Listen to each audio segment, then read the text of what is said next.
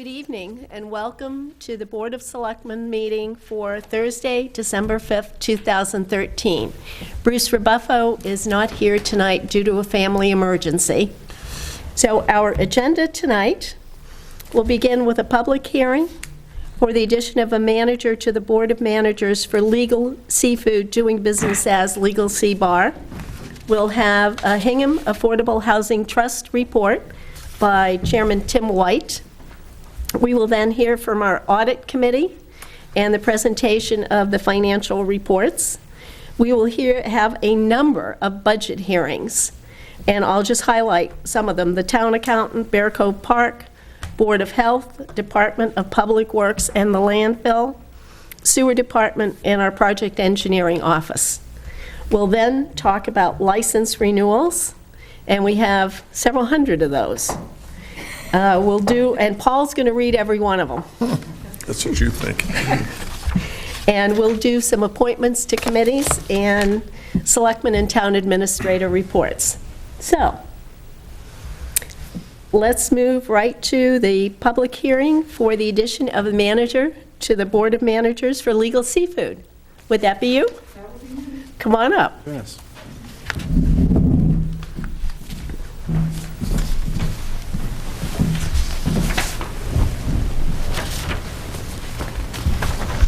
Is there a vote? Please. Okay, my name is Donna Cruz, and I am a paralegal in the General Counsel's Office of Legal Seafoods, and I understand I'm here as a formality, because we added a board member to the LLC. Can you tell us how it's going? Well, it's going fine. We've already been in on a couple of hearings for the other towns that we have restaurants in, and I am aware that it's already been approved by the ABCC, so Excellent. that's good. Paul? I really have nothing to add other than I have enjoyed eating in your restaurant. Oh, excellent. I Thank just you. want to give the board, the person that's added to the board, Richard Anderson. Okay. And this is simply to confirm your agreement with the ABCC's action, Okay, so do we vote on that? yes. just to approve the change of manager to the board Okay. of directors. Would you like to make a motion? Any comments from the audience? Well, that's a good one. All right. I'll move that we vote to approve the addition of Mr. Richard Anderson to the, is it a board? Board of Managers? Board of Board of With the Managers LLC. for Legal Seafoods LLC. Second. Any additional comments? All in favor? Aye. Thank you very much. Thank you.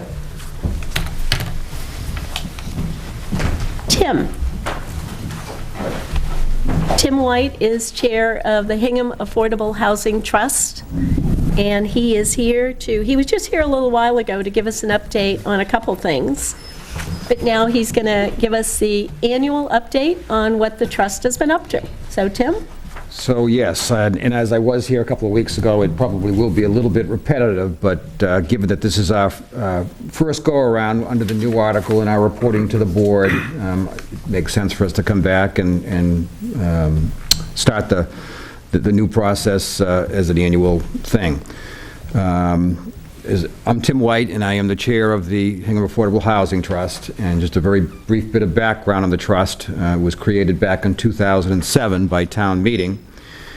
These types of trusts came into existence in 2006 with the passage of General Laws, Chapter 44, Section 55C. And I think to the town of Hingham's credit, the town meeting, in its wisdom, voted to establish this trust within a year, one of the first communities in the state to do so. And perhaps somewhat to the dismay of Brian McGrory over in Weymouth, we are recognizing the need for affordable housing here in Hingham and are working hard to preserve, create it as well. The mission statement, I think, is important to put into the record for the Board of Selectmen and the community, that the trust seeks to preserve affordable housing through a variety of means which will benefit both current and potential new residents. 2, the trust will propose, support, and develop affordable housing that contributes positively to the character of the town, considering both Hingham's history and its future. And then 3, the trust will engage in education and advocacy with the goal of promoting diversity of the Hingham's population. And we take that mission statement very seriously on our trust, and we have, I think, had a good start on it in 2013 with the impending development of 80 Beale Street.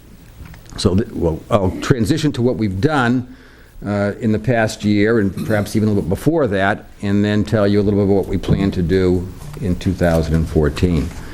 So 80 Beale Street was the old Amigo property that we purchased and designed and permitted the development down there of 8 units, including 2 affordable units.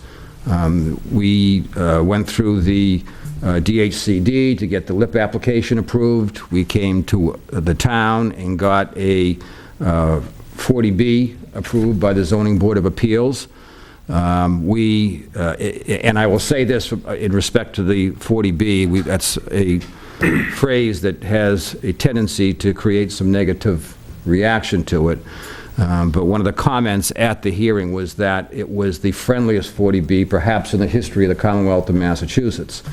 And that, I think, is a credit to the folks on our trust who worked very hard to reach out to the neighbors, to work with our town boards, and to create a development that we can proud of, that will create affordable housing here in the town that we can be proud of and that will be consistent with the character of the town.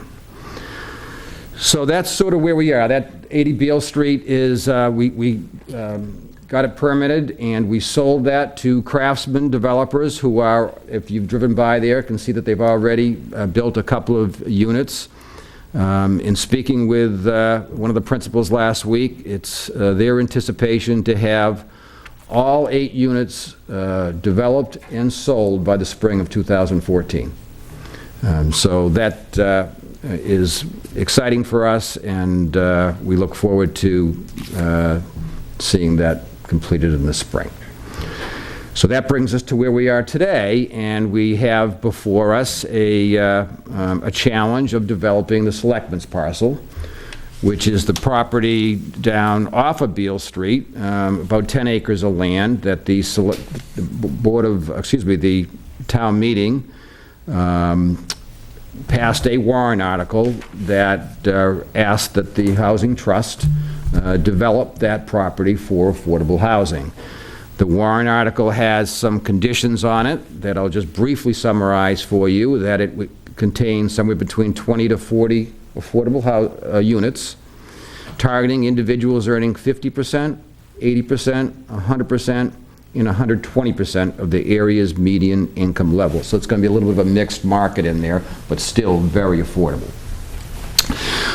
With that mantra to go forward, we have signed an agreement with Communities Opportunities Group to prepare a request for proposals to design plans, specifications, and permitting services, which is exactly what we did for 80 Beale Street. I expect that we will actually have a draft of that request for proposal at our next trust meeting, which is next week, so that's very, very pending. And we'll have an opportunity to review that and hopefully get the request for proposals out by the 1st of 2014. With that in mind, we have submitted an application to the CPC, Communities Preservation Committee, for some funding to assist us in the designing and permitting of this property. I was in front of that committee last night and have been invited to return back in January, and look forward to doing so to get that very, very critical funding for this project. So that is a brief background on the trust, what we've done, and where we're going. And if anyone has any questions, I'm more than happy to respond. Tim, talk a little bit about the financials, because from my Good point. perspective, where I was on advisory when the trust was born, Okay, that was the area that everybody was nervous about. Okay, well, when the trust was born, a financial reporting process was put in place with the article that simply didn't work. It wasn't practical, it didn't recognize the realities of the real estate market, that it had certain percentages that were supposed to be being spent on development, preservation, consulting, administrative. It was trying to put a square peg into a hole, or whatever that expression is there. I think you're talking about the allocation formula. The allocation I formula. think what Selectman Lauder is talking about is the overall finances of the operation. And I think he's But getting, but that's what has changed, is in town meeting of last year, with the assistance of the advisory, I worked with the advisory committee and one of your predecessors, Laura Burns, to present an article to town meeting for a more sensible reporting, financial reporting process. And we did that, and that process is set forth in Article 39 of last year's town meeting warrant. We have, basically, it's an attempt to make it a transparent and detailed reporting of money in, money out for the trust. We have met with Sue Nickerson, who I see in the audience here tonight, on 2 occasions, one specifically relating to the trust itself, and then we took it upon ourselves that it made sense to also do this for Lincoln School, which we, as the managing committee of that trust. And we have got a great start on a process that will follow, and under the article, the financial reporting is to take place at annual town meeting. And I am confident that we will have exactly what we need, that actually Irma herself has attended those meetings, and I think advisory has been there as well. We're all in agreement that the format that we have expect to put in place is exactly what we want: transparent, detailed, and compliant with the new bylaw. and I really want to thank Tim, Sue, Laura Marwell, and the rest of your team, because it's excellent. Great. Excellent. The other item I'd like you to talk about, because hopefully when you come back next year, you will have a success story about saving or buying down, or however that's going to work, one of our small units of housing. And even though it's Sure. only one, part of when the trust was born was to try and save some of the smaller houses in town. And I think everyone realizes there are less and less of them. So hopefully next year, but can you give everybody like 2 minutes on what you're asking the CPC for? Because Sure. personally, I think it's very exciting. We have a second request before the CPC for something called opportunity funding. And that's another example of the realities of the real estate market are such that opportunities come along when you don't expect them, and you need to be in a position financially to take advantage of them, or a property may be lost to a developer or a market rate. So we have that application pending with the CPC, and as I said before, we'll be going back in January to further advocate for that funding. I'm optimistic that we will receive it. The trust looks at affordable housing through a very broad, in a very broad way. We look at, we don't know what opportunities are going to present to us. 80 Beale Street came out of the blue, and that happened to be an 8-unit development. We also, as Irma said, we see opportunities come up where there's a single-family home that is one of the more affordable homes in Hingham, and we don't have a lot of them here, but that if we can allocate funding for it and turn it around as a permanent affordable housing restriction on it, then we have created another unit. And that's sort of what this particular opportunity funding is for. Paul? Thank you. How many acres are we talking? 10 acres, and how many units? 10 acres, between 20 and 40, so the town meeting warrant says. Okay. And Is the entryway of this proposed neighborhood going to be on Beale Street exclusively, or? I don't know that. I think that's going to, that's what we're doing now. We're going to get the designing and plans by a variety of developers. Okay. What actually happened, Paul, they attempted to do it once before, and I happened back in 2005 or 2006, and money's dried up back then. The economy wasn't right for development, so the trust that got as far as getting some initial proposals out. And one of them I have a plan of which shows the design of basically duplexes here, and there's wetlands in there, so it's separated out nicely so that you're going to be able to preserve a fair amount of the woodlands as well. But it's dated, and we are sort of, still a little bit premature for us to make a determination exactly how the property is going to be developed. Okay. But you may recall, actually, that was a suggestion to get you out there to, as your planning board experience, to do a walkthrough with us, and I'd love to do that. I'm happy to do that with you, and we'll set that up offline, I guess. Just as a question for strategy for future activities, does the Affordable Housing Trust look at initiatives with respect to zoning to increase affordability? By that, such as this accessory in-law apartment concept that we've been talking about ad nauseum now for over a decade, but can't seem to muster the energy to tackle. Is that something you guys have talked about? The trust would look at anything. We've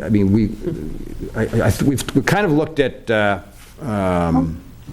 opportunity funding we just talked about, whether it's a small affordable property in town. We've looked at buy downs. But we're open to almost anything that makes sense for the community. So that's something that we have not specifically had any discussion about it, but it would be something that would be we'd love to hear more about. Okay. All right. Yeah, absolutely. Thank you very much. You're welcome. No more? Great. Ted, Betty, any audience questions? Tim, thank you so much, and the group, I think, is doing excellent work. Thank you. Great to see you Nice all. to be part of it. Have a good holiday, guys. You too, Council. All right.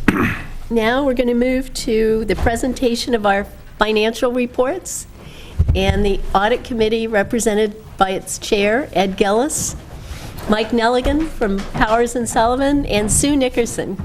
Come on, Sue, you're coming up, too.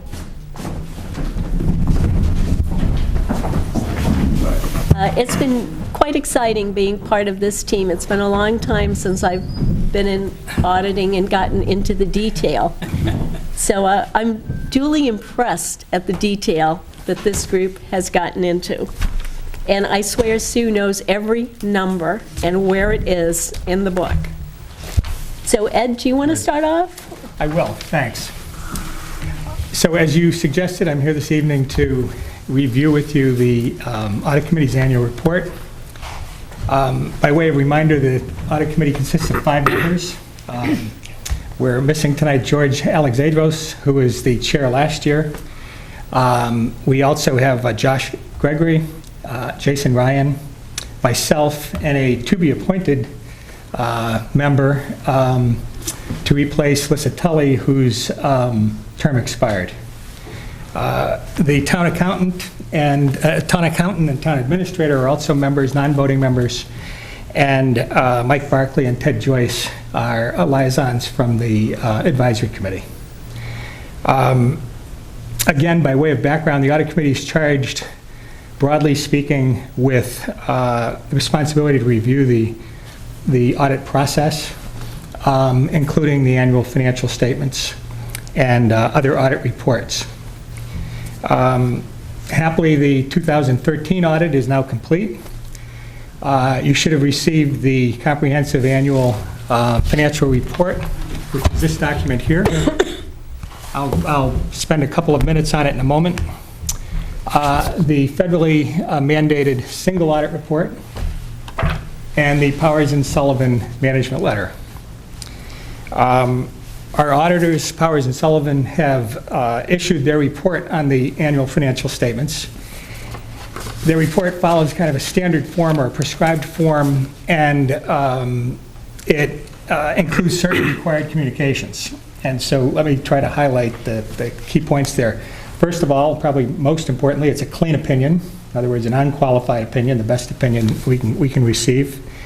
They've identified no deficiencies in internal control that are considered material weakness. They identified no disagreements with management. And they reported that the financials have been prepared in accordance with generally accepted accounting principles.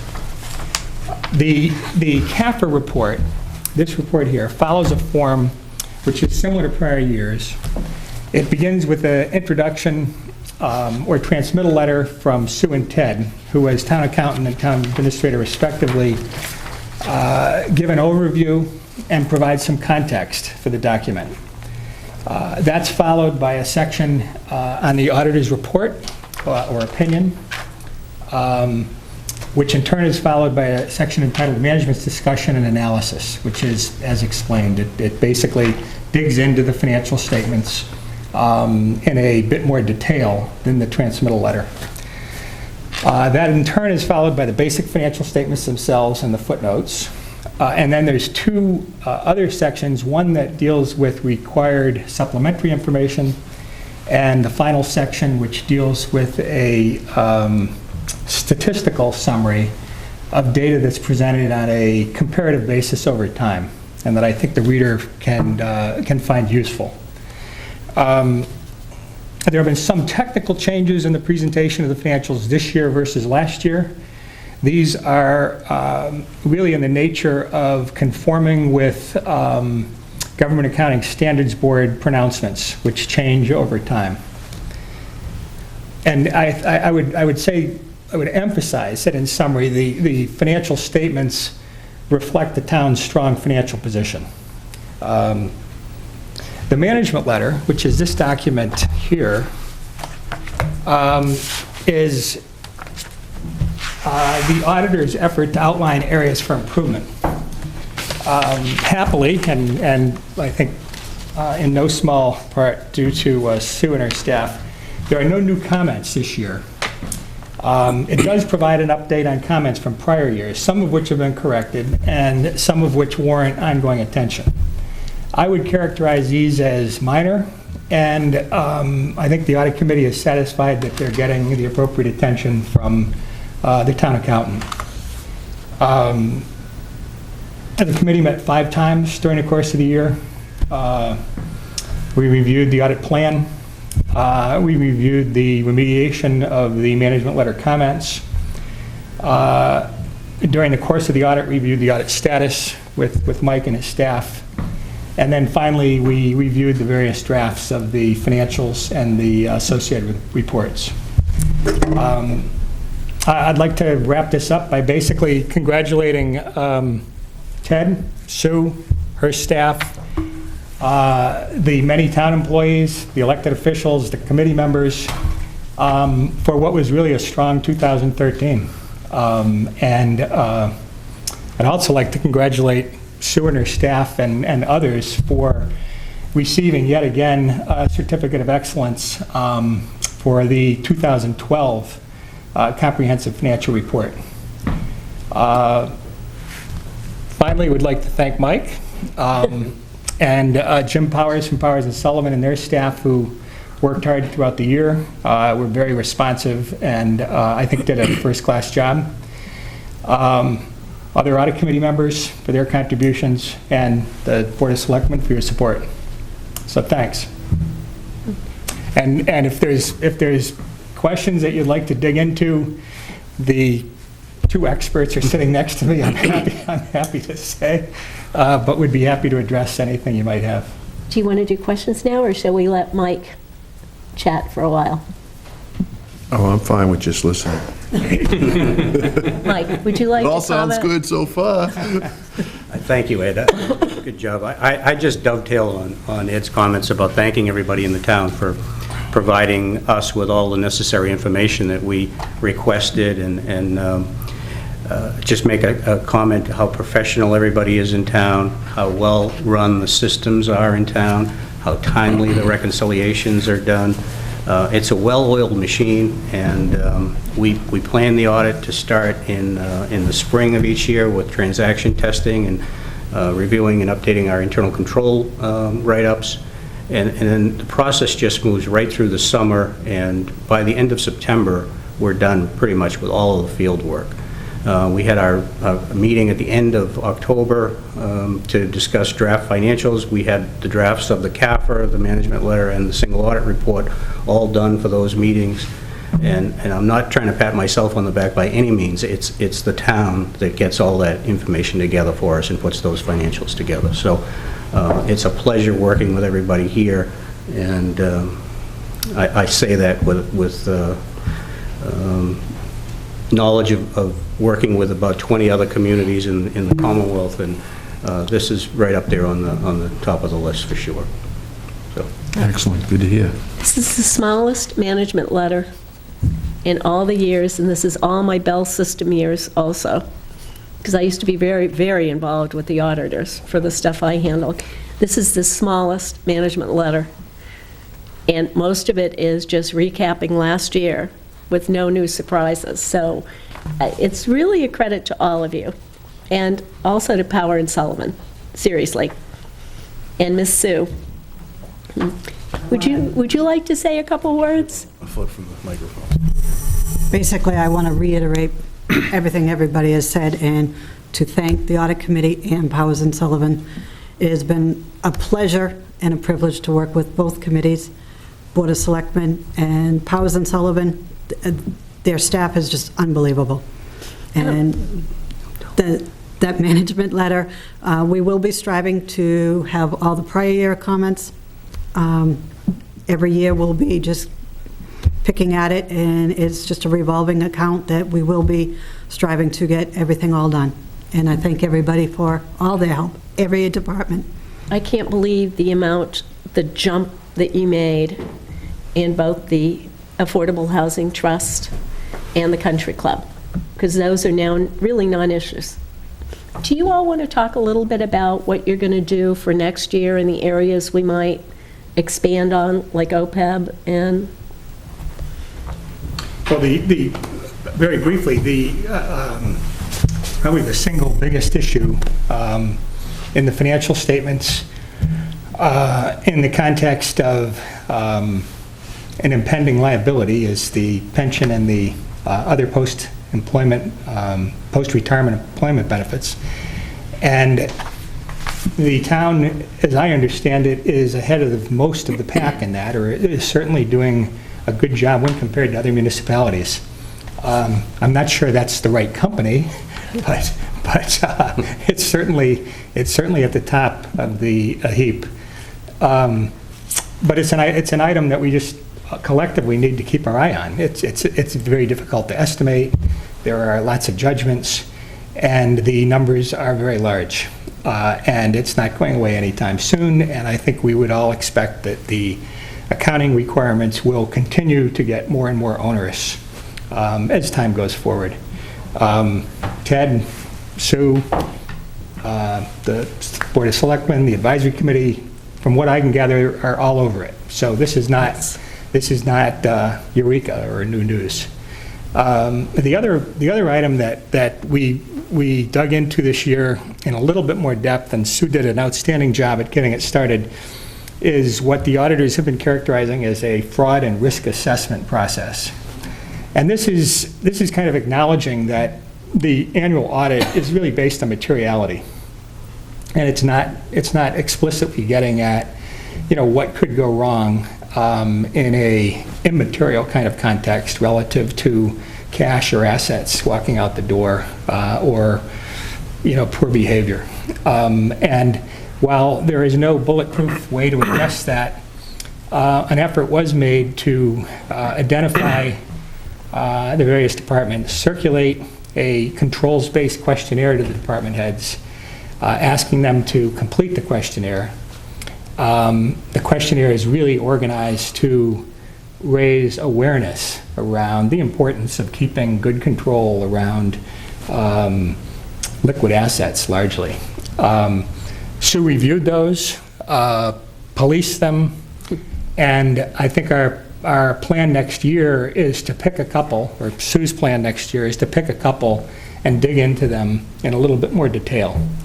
Think of this as a complement to or a supplement to the audit as opposed to an audit procedure per se. Is that fair? Would you like to add anything, Ted?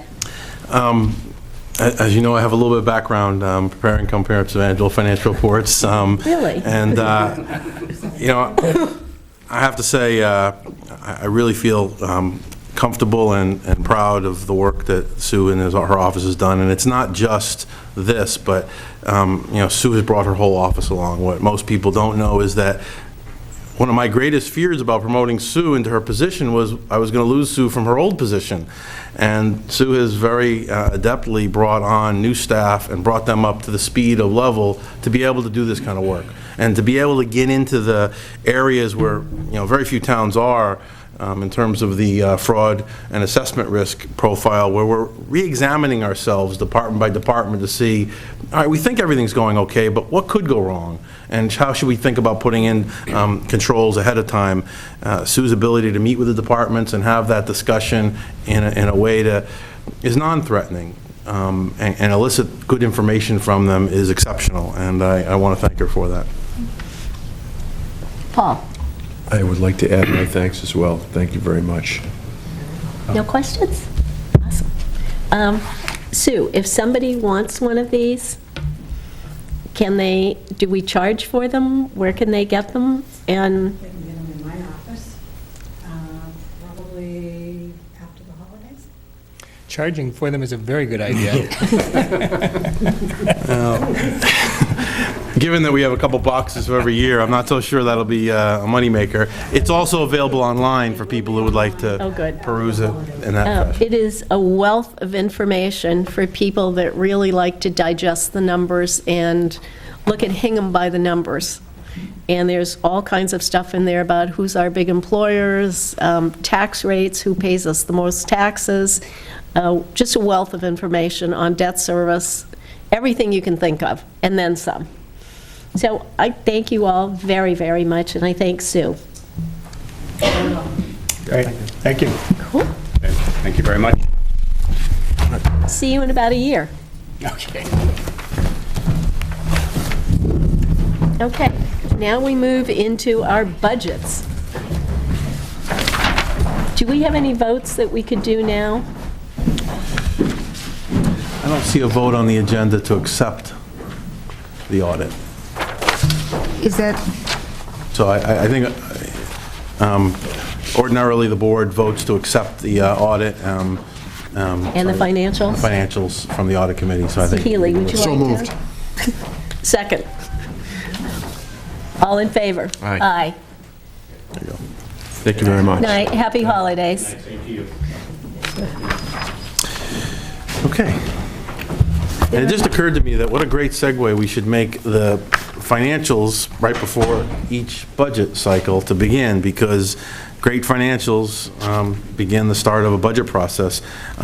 You have a variety of people coming in tonight. Sue will lead with a group of budgets. I just give you the one correction is the last budget that is on Sue's list is dispatch, and that'll be held, that's inaccurate. We'll put that on with the police and public safety budgets next week or the week after.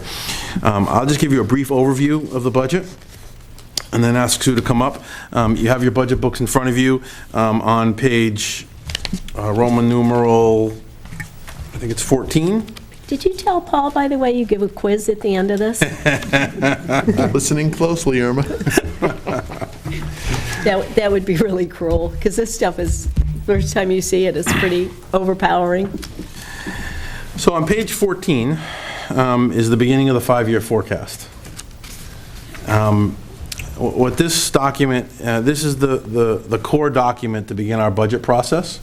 And what you should see here is an update and I think, Paul, your book is not updated. We had a change on the first page, and so you should be looking at a sheet like this that says we have about $267,000 left over before I give you all the budget recommendations that I've made.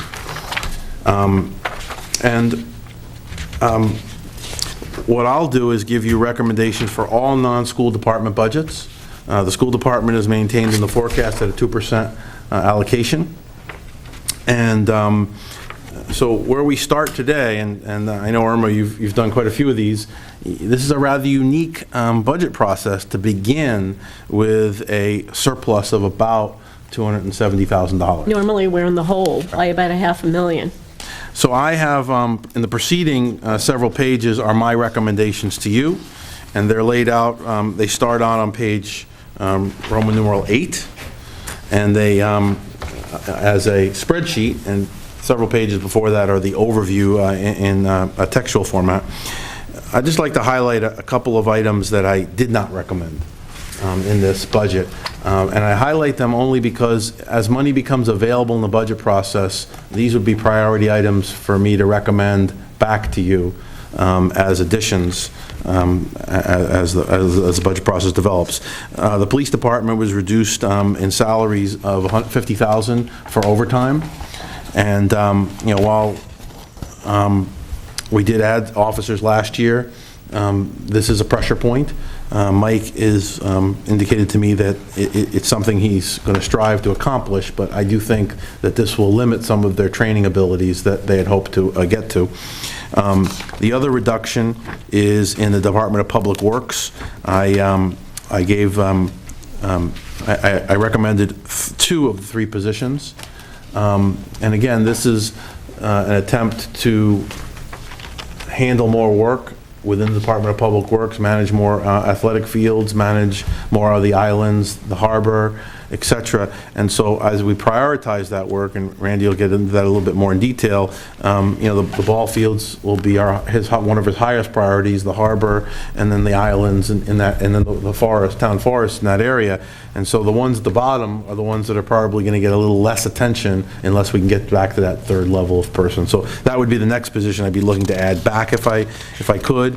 And then lastly, I wanted to highlight for you that I did not include any increases for the health department, and I think there's some ongoing discussions about how we're going to manage personnel within that department that might change that outcome.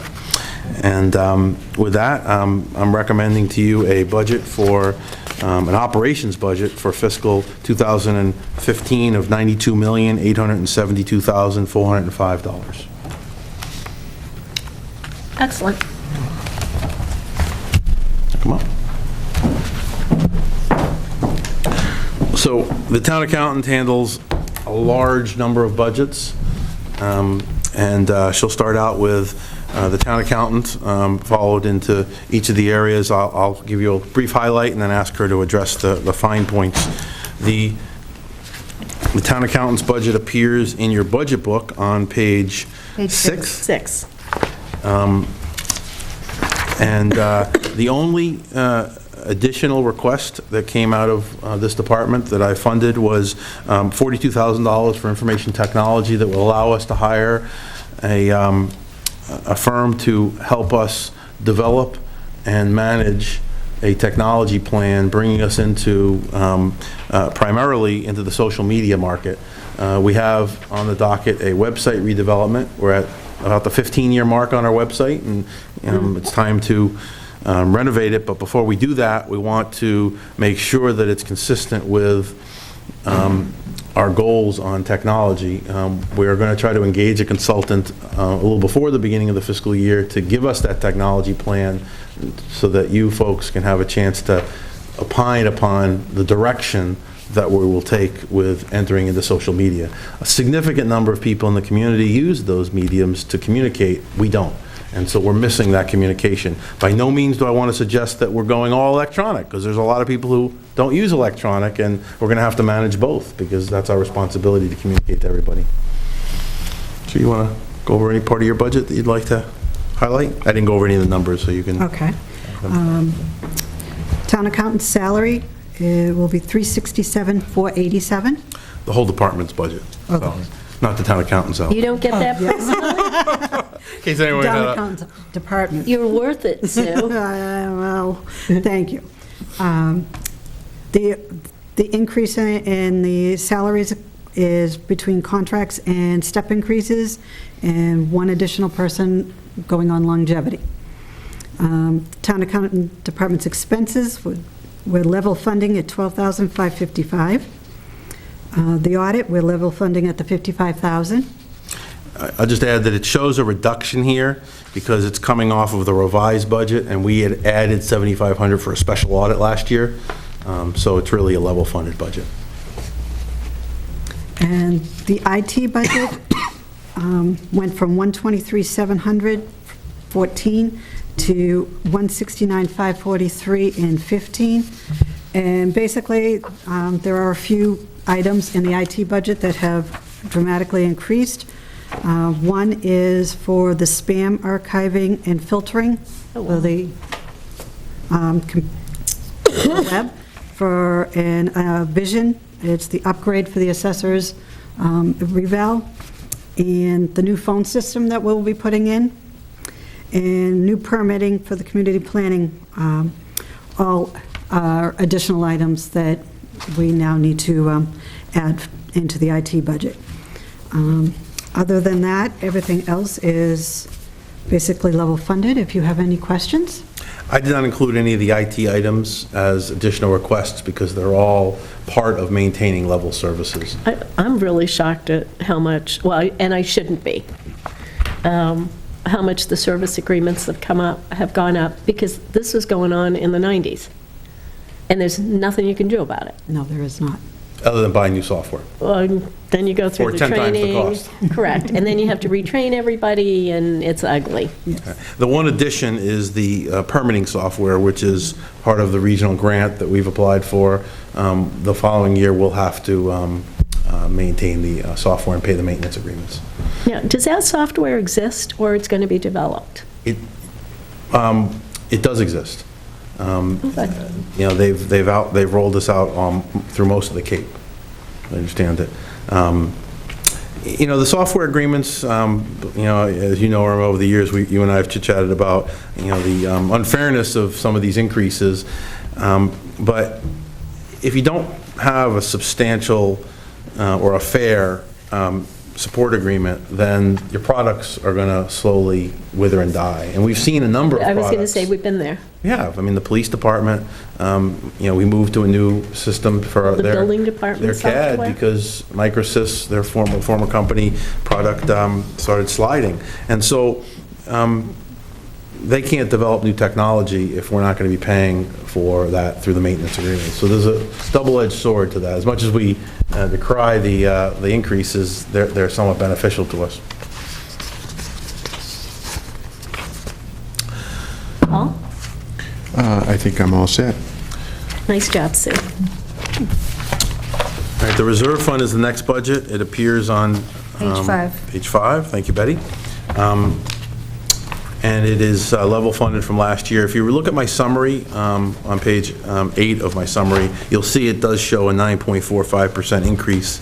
And that's simply because the calculation in those columns are comparing to the revised budget for 14, and advisory started making transfers from their budget, so that lowers it. But it is level funded. Good. Your next budgets would be debt service. 167. Is that the eye test?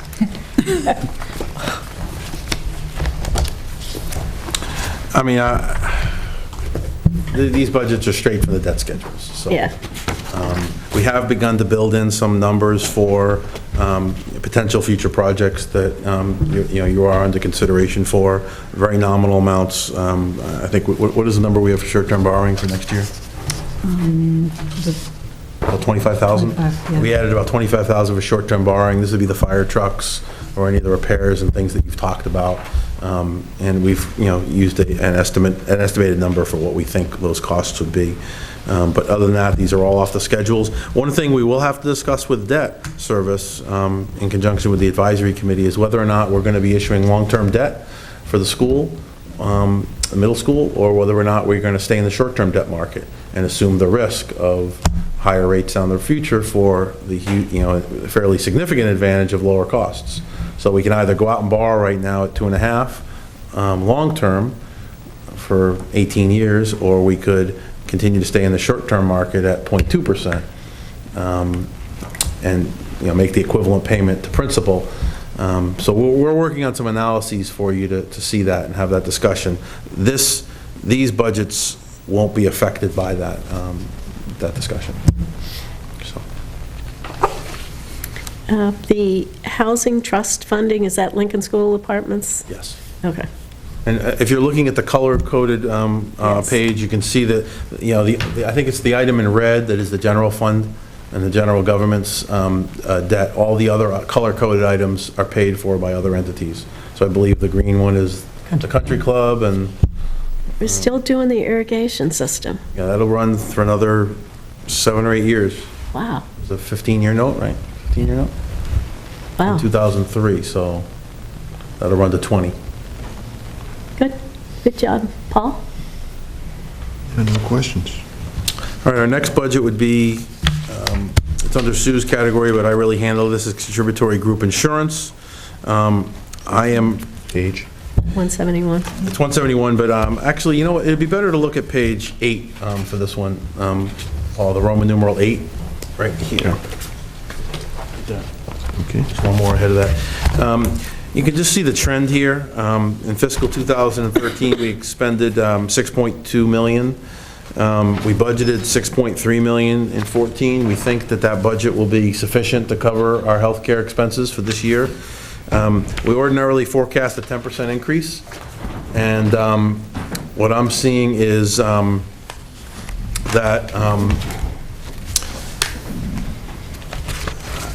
right now I forecast a 2% increase, and I've reduced this budget by 504,000. And the reason I've done that is, 13. Okay. It's 13, not 8. Thank you. I'm not very good at Roman numerals. I was looking, saying, is this me, or? Yeah, that's right. No. I went to 8 and went, Appreciate that. Apologize. Yeah, that's he's right. just trying to see if we were paying attention. No, that's right. The 3 after the X is 13. Sorry, yeah. And my grade school teacher's not going to be happy if she's watching right now. So I'm forecasting a 2% increase right now, and I think we'll have to. This will be a fluid number, as it always is throughout the budget cycle. Any questions about healthcare? No, it's a huge number. We won't really know this true number until towards the middle of February, when the Mayflower Healthcare Group sets their annual rates, and they're going to be going through that process. Historically, Plymouth County, which ultimately became Mayflower, used to give us rates April, May, if that. But in the last 5 or 6 years, they've really stepped up, and specifically the last 3 years, we've had great performance. And what the managers said to Plymouth County, which again moved to Mayflower, was, this is what we need. We need this data earlier. And they responded. And so now, I'll be going to a meeting next week, and by mid-January, we should have a very good handle on where rates are going to go from them. So I want to give kudos to them and their work. Because each year, the last couple of years, you've been able to, there's been a surplus in this. Correct.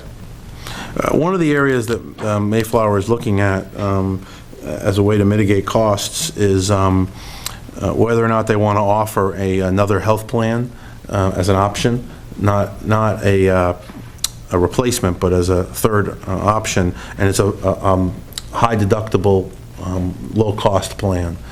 And the feedback that they're getting is that some of the newer employees can't afford the more robust plans, and they're healthier, and they would prefer to pay less and just cover themselves against catastrophic illnesses.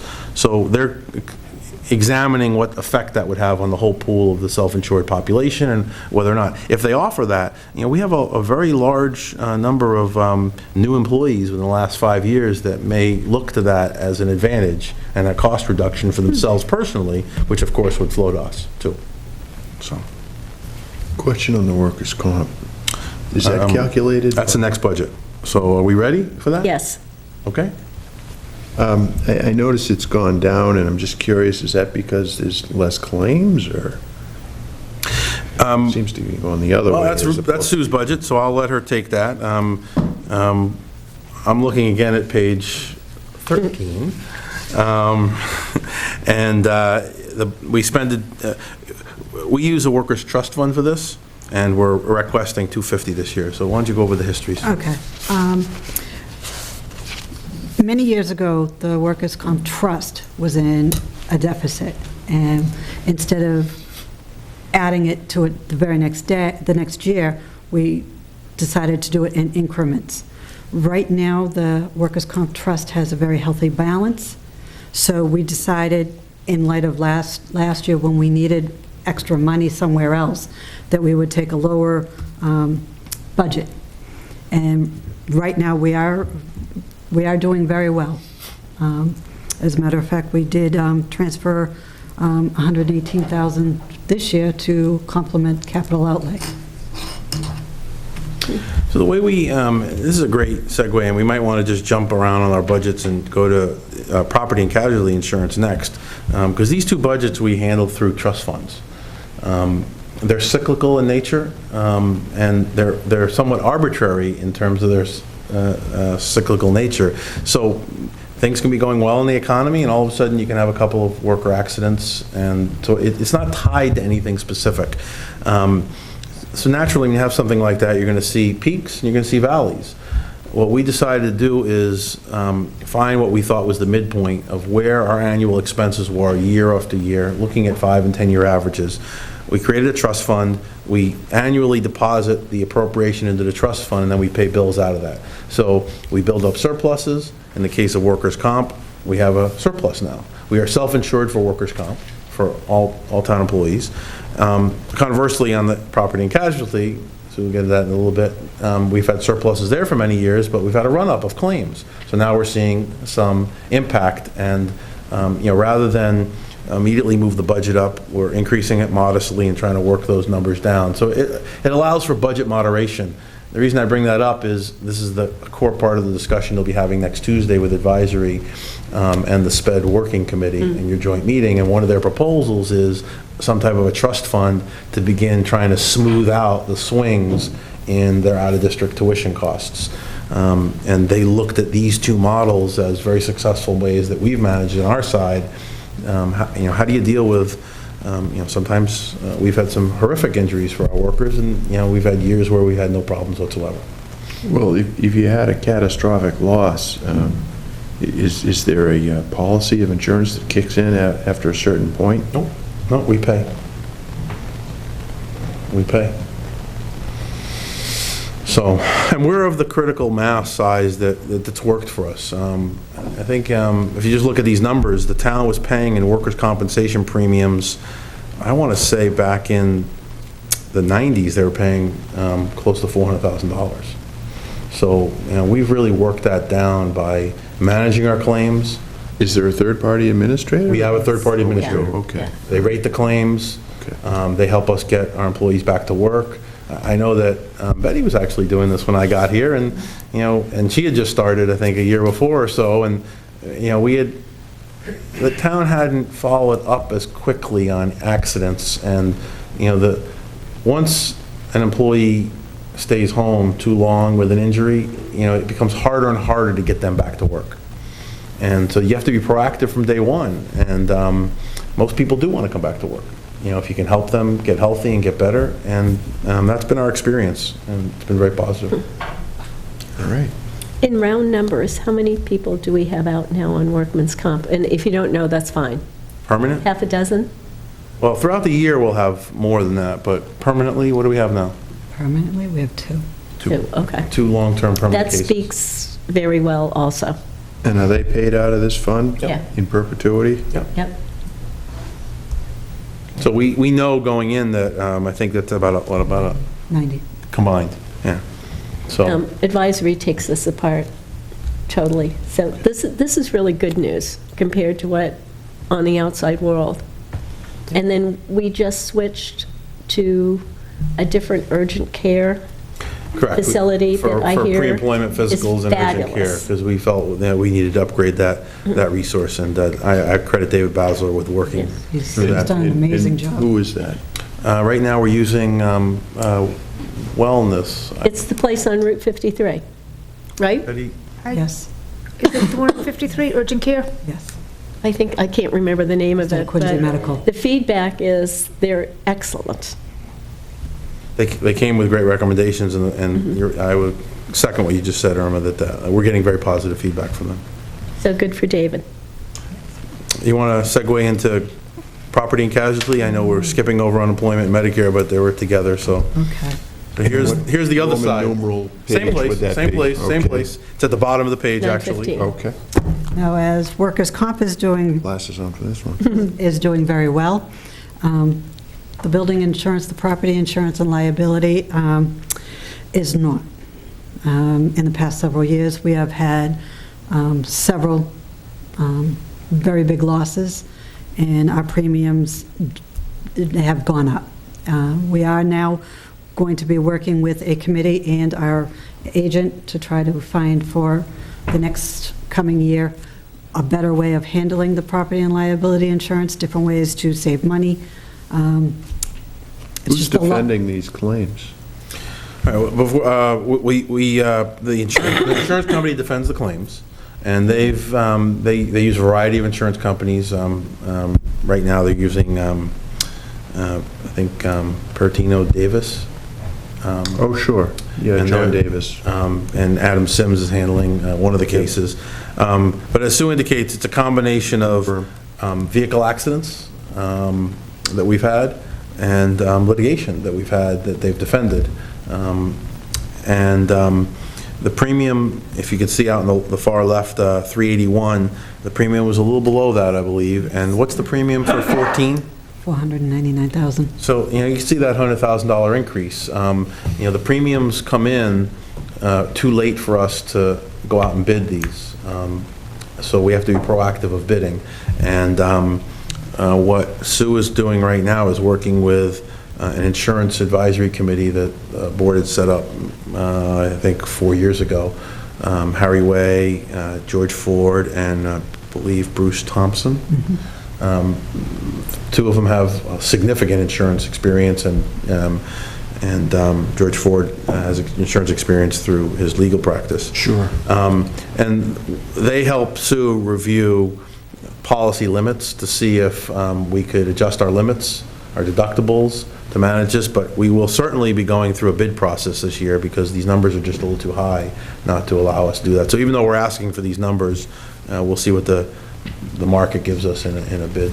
The insurance on Lincoln School Apartments took a jump up this year, and Sue and our insurance guy really did some good work getting us insurance. And even though it was significantly higher, it was not as bad as it could have been. And that's an area we worry about, that it's only going to continue to get higher and more difficult to get insurance. Have the losses been analyzed to determine whether or not there's something that could have been done proactively to avoid the claim arising? Not in that perspective, but we know the incidences and we address them outside of the insurance process. To So, learn from the experience? Exactly. I see, okay. so, Okay, Thank you. you're welcome. That's good.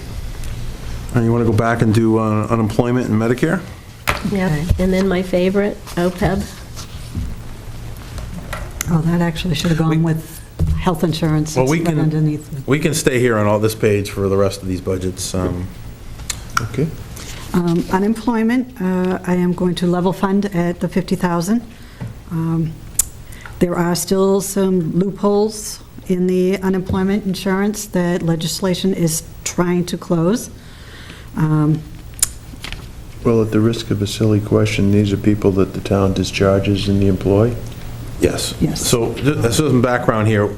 Again, we're also self-insured here on unemployment. We are not, we are an organization as a subdivision of the Commonwealth, essentially. We are exempt from having to pay a percentage of our payroll, as most private employees do. I think the minimum percent is close to 2% anyway, so for us, Yeah, we pay that. that would be a fairly substantial portion of our $70 million labor budget. So we pay direct claims. When someone gets a benefit, we pay that dollar for dollar. Ordinarily, this should be zero. We're not in a layoff mode, but we can get tagged on a claim if someone leaves us voluntarily and goes to work somewhere else and gets laid off there, then they come back to a prior employer. The school department generates a number of claims over the years as teachers move through towards tenureship. Sometimes they feel it's not, they don't want to lock in forever, and, they want to make a separation, and that's a termination. That's not for cause, and therefore, they're eligible for benefits. And occasionally, we'll let someone go, and it won't be for cause, and they could have a benefit. But ordinarily, this is a nominal number we've been able to keep under this budget. Is the town subject to the same defenses that a private sector employer would have if an employee made a claim? Yep. Mandatory Medicare. Mandatory Medicare is just a percentage of salaries. And what I did is I took the actual for 2013, and we usually add a 10% above that, and that's what we're going to ask for. So rather than do 10% off the last year's budget, what we do is Sue goes back and looks at the actual and sees it and lowers it to, let's do 10% of the actual. Eventually, this will be 1.45% of your entire salary budget. Every employee that we've hired after January 1 of 1986 is subject to having 1.45% taken out of their paycheck, and the employer has to match that amount. So we're inexorably moving towards 100% as our pre-1986 employees retire. What's the percentage of that workforce? Very small now, I would say less than 10%. Oh, yeah. I mean, Like, less than that. The last time we looked, when we did the OPEB thing, it was very small. I was surprised. yeah, it's 86, so quite a while. You had to get hired before 86, we that's not a large percentage of our labor force. It's like 27 years ago. Yikes. We have a few. We do. We do have a Blink. few. Okay. I think the last one was OPEB, which is straight off the, Well, no, we have to do contributory retirement Oh. and OPEB, our two largest budget items. Yep. These come right off the schedule from our actuaries, and they appear in here. Other post-employment retirement benefits at $1,090,000, and contributory retirement at $3.845 million. OPEB is going down slightly. Just a function of how the schedule works. I think the number for 14 was higher than they felt was necessary, and that's why it's being adjusted out. The contributory retirement system will have the retirement board come in at a later point in time and give you probably mid-February and give you a report of how they've done for the calendar year, because they're on a calendar year basis. But they've recovered nicely since the correction in 2009. Correction is a nice word for Much nicer than what we tank. really think. But we're doing well with our funding and moving steadily towards full funded status. How close are we to full funding? Do Just you, gonna ask just the same from thing. last year, do you remember? If you don't worry about it. We'll get it when they come in. Well, you'll get a new number when they come in, so I think we're about 70% right now. Oh, good. All right. Approximately. We've been as high as 95%. And the market corrects, and so one of the things the retirement board did a few years ago is start working with its asset allocation to sort of avoid a little risk. Lose a little bit on the upside in a roaring market, but avoid a little bit of a loss in a down market. Good. OPEB. That's, I just went over OPEB, that's the Okay. $1,090,000. Are we going to need to do another study like we did? Well, we will, every 2 years. So this is in a, January. so a biannual study will be due in 14, Oh, correct? good. Because the first time we did the study, that was like, you had to pick us all up off the floor. That's it. Those numbers were enormous. And they've come down substantially, in part because of the movement of the teachers from GIC into the town's health plan, and the limiting of the 90% benefit for future employees. And those kind of actions really are what OPEB was designed to do, to address you folks as policymakers and make you understand what the cost is related to these decisions. Because for many years, organizations, municipalities across the country would give employee benefits and offer them into retirement without really understanding the implication to what that meant to their finances. And I have to give Linda Port credit for probably in 2006 beginning to sound the alarm on OPEB. Because I don't think we actually, I mean, we paid attention to it, but because you didn't have to report it, it wasn't a part of a GASB, or everybody just groaned and we carried on. But Linda was the one, and then after Linda, we all just picked it up and kept beating the drum. Takes a while to get to it. Is the purpose of this study to make sure that enough is being set aside? What we have to do with both the retirement system and the other post-employment benefits is we do an actuarial analysis of them. Every year, we do a modified, and then every other year, we do a complete revision, where we look at all the data, what's transpired, we go through all the employees and actuarially determine what we think the amount should be going forward. What are the expected retirement ages? What's the inflation rate? What's the expected rate of return? All the package. And since both of these are actuarially computed numbers, they have to be updated, in my opinion, annually. So if somebody dies or leaves Right. or retires, Or you provide a new benefit, or you Quickly. provide a less benefit, or all of the issues. Okay. Or we add more staff, because an inflation factor is not just what we pay our employees, but The number how our of labor people. grows. Yes. Our labor force grows. So all of that's important to understand. And this number does include the schools as well. Correct. Both of these Yeah. numbers, well, the retirement system includes school employees who are not part of the teacher's retirement system, which is separate, of course. so that would be like secretaries and Correct. janitors and... Custodians, food service Administrators. workers, school bus drivers. No, the administrators have a choice of belonging to either, and they usually choose the Mass Teacher's Retirement. Is that a better deal? Better would be More attractive? a better would be in the eye of the beholder. They do offer certain things that are more attractive to certain groups of employees, so. Good job. Thank you. Any other Thank you very questions? much. You're very welcome. This is, I kind of beat Ted up with all my questions this week, so I'm actually on good behavior. Thanks, Sue. Thank you. We have Bear Cove Bear Park. Cove Park. It's on page 44. You think I'm kidding? This has got to be one of my more difficult budgets to manage. Right. Welcome. Thanks, Brian O'Leary, Chair of Bear Cove Park Committee, and I'm pleased to be here. It's a fairly straightforward request, I think, basically based on the fiscal year Page 14 to 44. 44. 15. The only variance in the budget request is the salary. So you can either look at your summary. I think for this budget, the summary should be fine, or the detail is on page 44, as Betty mentioned. It's a very straightforward budget.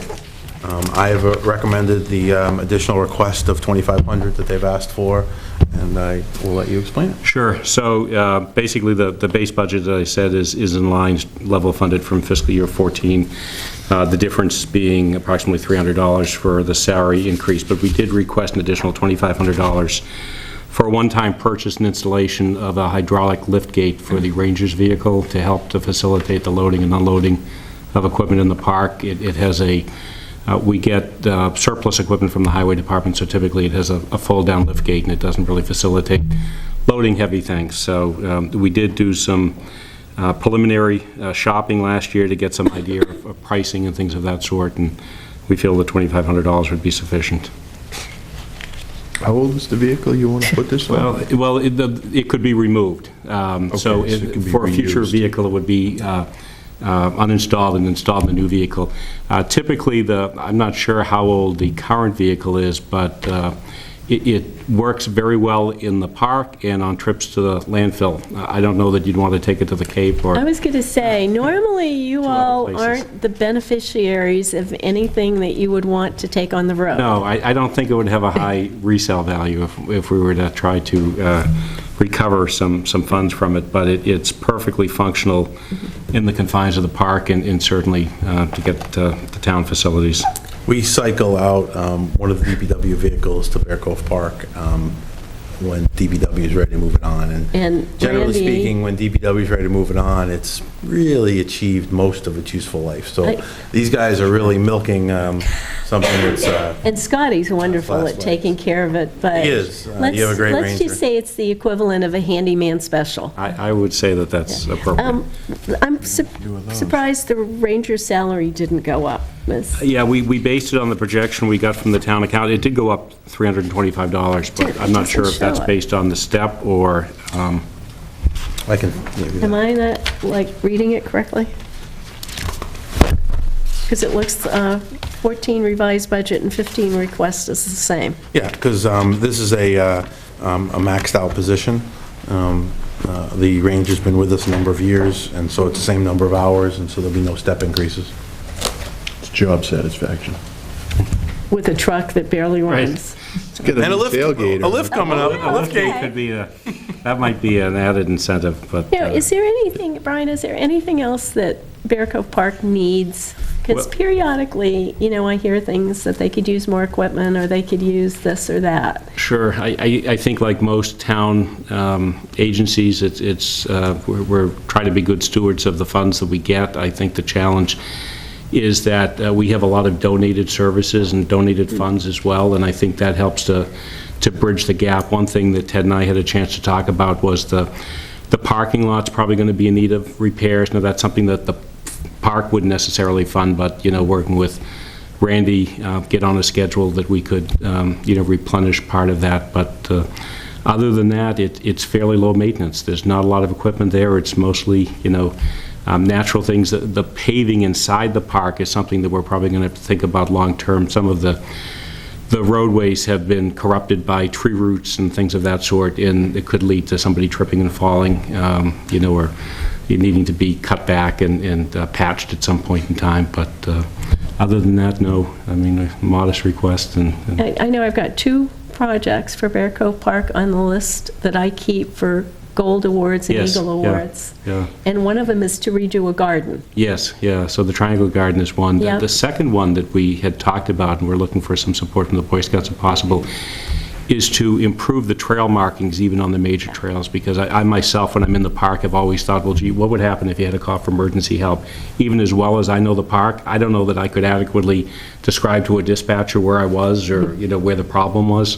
And, coming up with a more accurate way to pinpoint along the major roadways and some of the paths, perhaps where somebody was, I think would be And a that's on the list. nice way. That is recently on the list. The other one, that's the other project on the list. Yeah, And so- nobody's picked it up yet, but they will. No, we're excited about that. And that's something that we certainly would work with the fire department, the police department to come up with some kind of mapping grid that would make sense, but I think it would help to, ease people's minds. The other thing that we have talked about, and it would probably be done through donations, we do have people that approach us from time to time wanting to make a memorial donation. We have one pending now, in fact, where somebody would like to donate a bench in memory of a loved one. The benches are fairly expensive, just as the benches around town are, but we're probably in need of more benches when you think of some of the longer pathways. For people that are more elderly, if they had to, sit down to tie their shoe, it would be nice to have a place to rest to do that. So I think long-term we could look for some more places like that. But that's, once again, an opportunity that we have sometimes to bridge the gap with donated funds that doesn't end up costing the town, but we get the benefit. Thank you. Questions? No, not related to the operations. We've got a couple emails about dogs and whatnot, but this is probably not the venue for that discussion. No, that's always, any of our meetings, the dog issue has actually quieted down a lot. Good. But there's always, there's always, as long as there's dogs and people and folks get together, you're going to have, It's like neighbors, you know, bites you down don't there? always have harmony. They have. Have you had dog bites down there? Bites? Yeah. Fights? Not in the past year or more, I think. I mean, if they are, they haven't been reported necessarily to us or to the animal control officer. There's been accounts of joggers that have been chased by a dog in, you know, threatening behavior. But typically those folks, sometimes they'll call the selectman's office. They're usually encouraged to call the, you know, the animal control officer.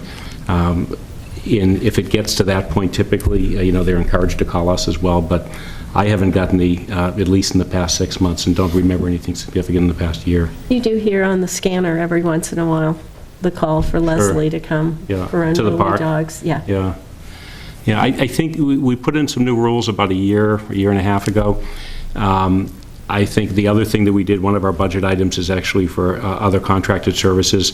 In the springtime, we actually arranged for Leslie to spend some additional time in the park, and just having her vehicle present, I think sometimes changes the behavior in a positive way, and certainly visibility is key there. So we did it last year when the weather got better around April or May, and I think we probably consider doing the same thing this year.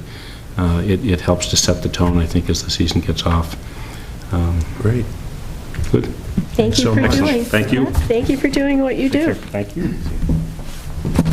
Bruce, and the Health Department, Page 97. or 97, depending if you want detail or there. Thank you. So the Board of Health budget, which Betty indicates is on, details on page 97. I'm going to run through the summary on page 12. The Board of Health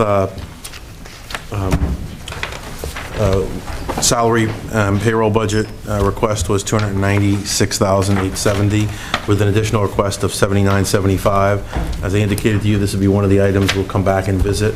Right now, I'm not recommending it, but I think as the Board of Health is looking at their personnel structure, then we'll come back and revisit that. And their expense item is $20,235. They've asked for an additional $2,500 for a number of pieces of equipment that are important for their department. I know that most of us are looking at fax machines slowly as dinosaurs, but there is certain areas where they're important and functional, and one of them is the Board of Health. They need to use that because they've got to communicate in that fashion, and so I've recommended that modification. Bruce, you want to go over your items? We're not asking, like as Ted said, we're not asking for anything except for an increase on the 5 hours for the health agent and or sanitarian as listed on the budget sheet.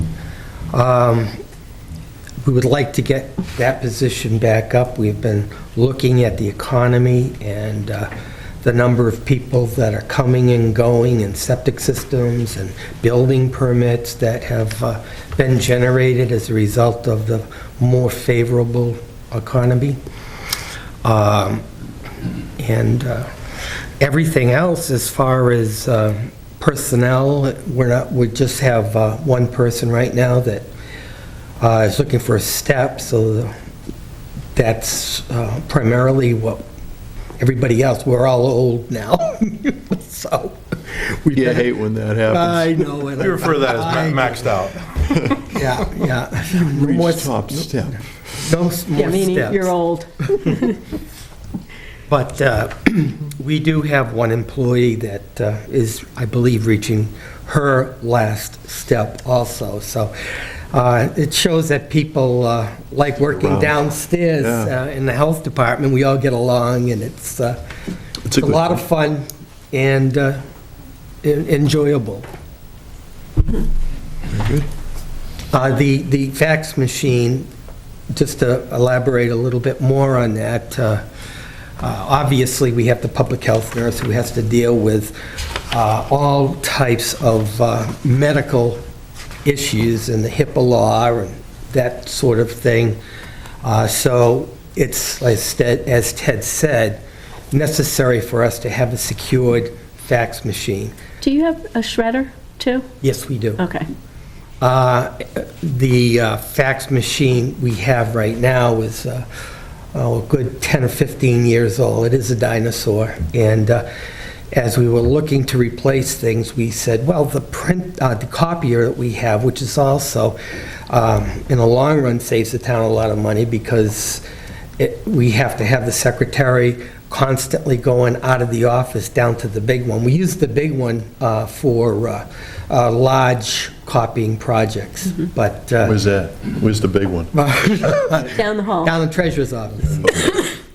And, but this new one, I went with Bay Copy because they have the state bid. They're on a state bid list, so it's easier. And we'll have one unit instead of 2 or 3 different types of units serving our office. And Is this something you plan to lease? well, I mean, it's a discussion that's up there, certainly. The price I put down was for purchase. I think... If you purchase it, though, do you get the service agreement with No. it for that kind of price? No, we don't. We'd have to add That to it. extra bit. I don't have a number on that. Yeah, but fax machines are pretty, One of the things Bruce is Copiers. going to be doing is working with Betty, who's done a lot of work on all of our machines in the building, so see if, I didn't have a chance to put the two of them together with everything else that was going on, but it's a little premature. The budget just started, so he won't be buying this until July. But between now and then, we'll be exploring all the options and figure out what the best one is. I included it because regardless of which way we do it, we're going to you have to gotta do it. So maybe we'll lease it, maybe we'll buy it. Does it have a scanning capacity? Yes, it does. I think it's one of the, I don't think he'll be buying a copy machine and a fax machine. He'll be buying one machine that does it all, like the machines that we have. Yeah, we have one of those. Which we're doing a lot of PDF work too, and transferring documents through email that way too, but a lot of the people that fax to us, state or medical facilities, or even legal facilities. That's another part of our job that we have to be sure it's confidential at some point and before it gets released. So it serves just legal and medical right now, and it's a convenience to have a secretary being able to do it right then and there when people come in, and we can do 1 or 2 or 3 sheets. We do charge for the copies to help pay and offset the cost for the 25 cents a page, and to offset the cost of operating I don't it. think that's gonna buy their new fax machine. It's just interesting to see how Yeah, different government agencies charge. charge or don't. It's all different. So, No, I'll stop. Bruce, I want to compliment you and your whole staff, especially Kathy Crowley for the work that she does with Elder Services. Yes. And then Susan Rowe, between you and Susan, and Randy Sylvester, who just happened to walk in the room, and his sewer team with Steve Dempsey. I think both of you and your teams have made a real measurable difference. Thank you. And also, just working together, the teamwork is just superb. Well, it's been good, specifically with Randy and the Sewer Commission. We developed fog regulations, fat oils and greases for all the restaurants that have to comply, that are on municipal sewer. And that's going well now. We're getting into these establishments. We're making sure they have the right equipment. We have a process going on and a monitoring of their traps that they have put in. So And that would that help. makes a real difference, and that Yeah. will also, in the long run, help Randy and his team. Hopefully, they'll have less crises, hopefully. Yeah. Hopefully. And then we also went into recycling because of the long-range solid waste and recycling committee, if I get that correct. I know, they've got to come up with a shorter name. Yes, I yes. can't get that out They either. requested that we develop some recycling regulations. Oh, great. So that's off and running also. So as these projects expand, I'm anticipating even more pressure on our office to get the job done Good. correctly. Perfect office, you've got great people. Thank you. Bruce, I just had a question in response to what you just said about restaurants that have to comply with the fog regulations. Are there any restaurants that are exempt from that compliance requirement? No, I mean... Okay, so they all have to. Anybody that has the potential for serving food has to get it. We haven't Okay. exempted anybody. Okay. Because, number one, it's hard to control a menu item, and maybe they're making ice cream one day and a hamburger the next day. Well, but ice cream in and of itself is a problem as it gets into Which I the didn't sewer know, mains, yeah. too, so we... Who knew? We aren't giving out any waivers, at least for the first year. And they would have to document after the first year to the Board of Health and Sewer Commission that the maintenance schedule that we require is excessive. We require interior grease separators to be pumped and monitored every month, and exterior ones, which we have a few that are in, but they're like big septic tanks outside. They can certainly handle much more than a little unit inside the establishment. So we have a 3-month maintenance schedule for pumping and maintaining those types of traps. So, and then, of course, on septic systems, Title V takes care of that anyway, so we've always been doing that. It's just getting now into the municipal sewer end of it. So the waiver then is based on the fact that the maintenance is too frequent for what's being generated there, but nonetheless, those waste materials, even with a waiver, aren't being fed into the system, is that right? That's correct. And we have Randy and his crew spying on all of these municipal... Monitoring. Yes. Monitoring is what I With, prefer to say. With drones? Just kidding. TV Just- monitoring of all of the different laterals that are entering into our system. It's fascinating what they've been doing with the camera work, though. It Yeah. really, really is, and it really brings home what fog is. Yes, It's yucky. it is. And that's a very It's technical word. expensive for the town to deal with, Yes. too. It's a good cheaper word. than digging up the roadway. It is. Thank you. Thank You're you, welcome. Bruce, very much. Thank you. Randy?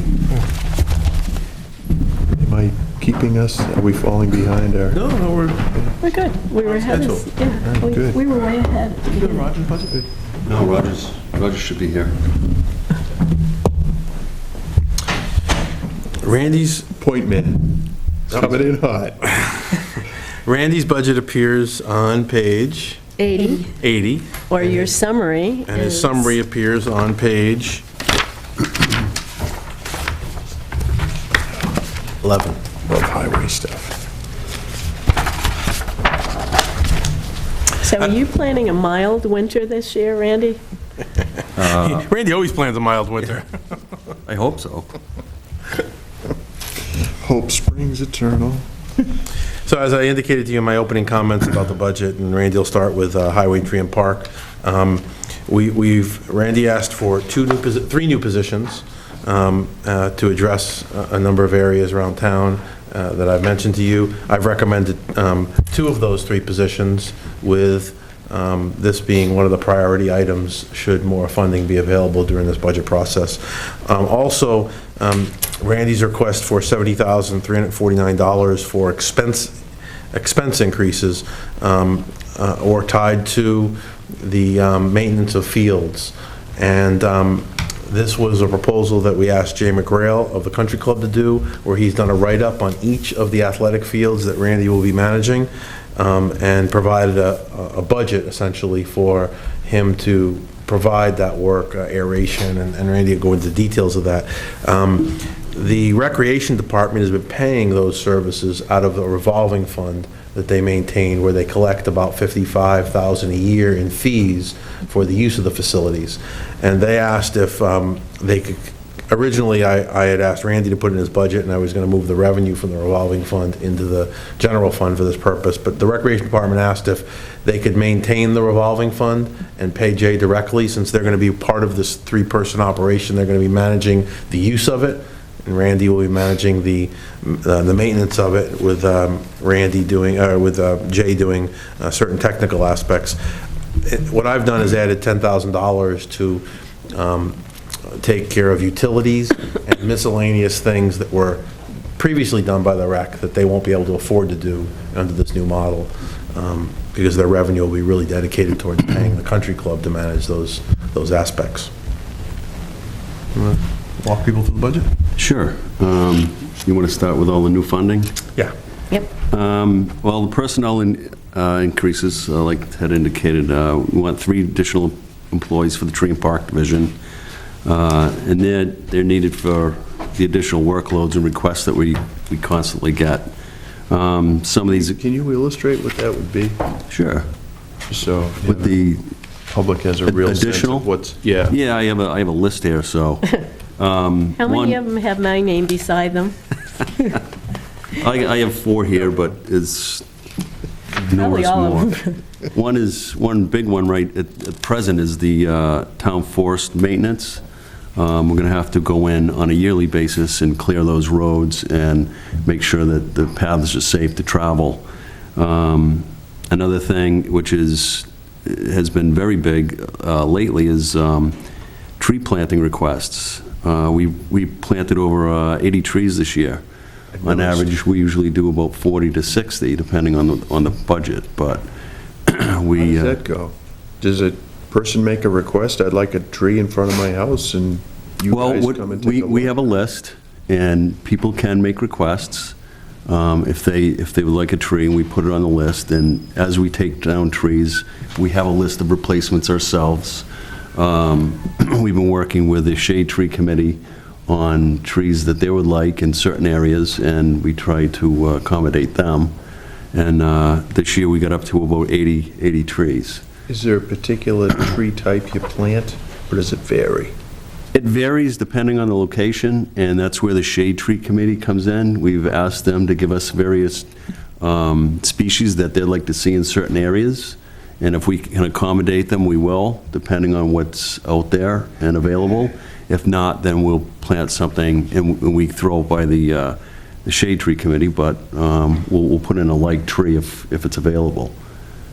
So they've come up with somewhat of a plan, and we try to stay with it as much as possible.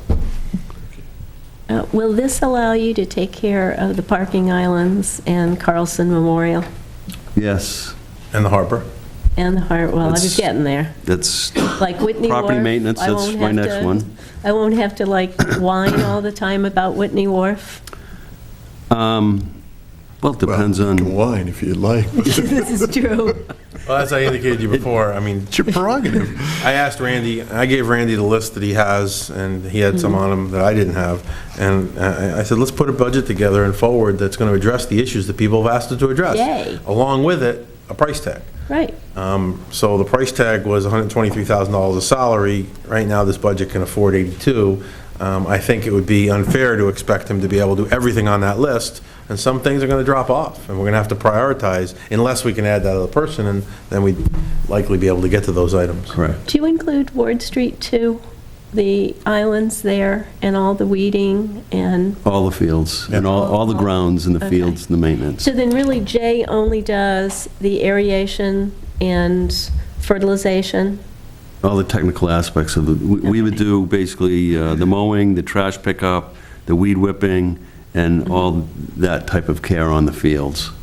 Any landscaping or mulching that would be needed, and Jay's proposal is a spring to fall proposal of aeration, 2 different types of aeration, spreading sand on the fields to keep the fields level, and a variety of weed and fertilizer applications throughout the year. Oh, good. This sounds like a really good division of labor. I like it. I noticed that some of the islands are maintained by the citizens, like some kind of gardening club or something. They are. How many of them are there?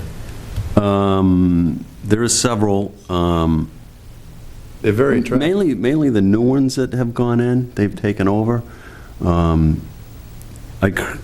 There's one up in the center. There's one at the Corner. center, there's one down by the railroad tracks. There's one Down by down the by me. transfer station.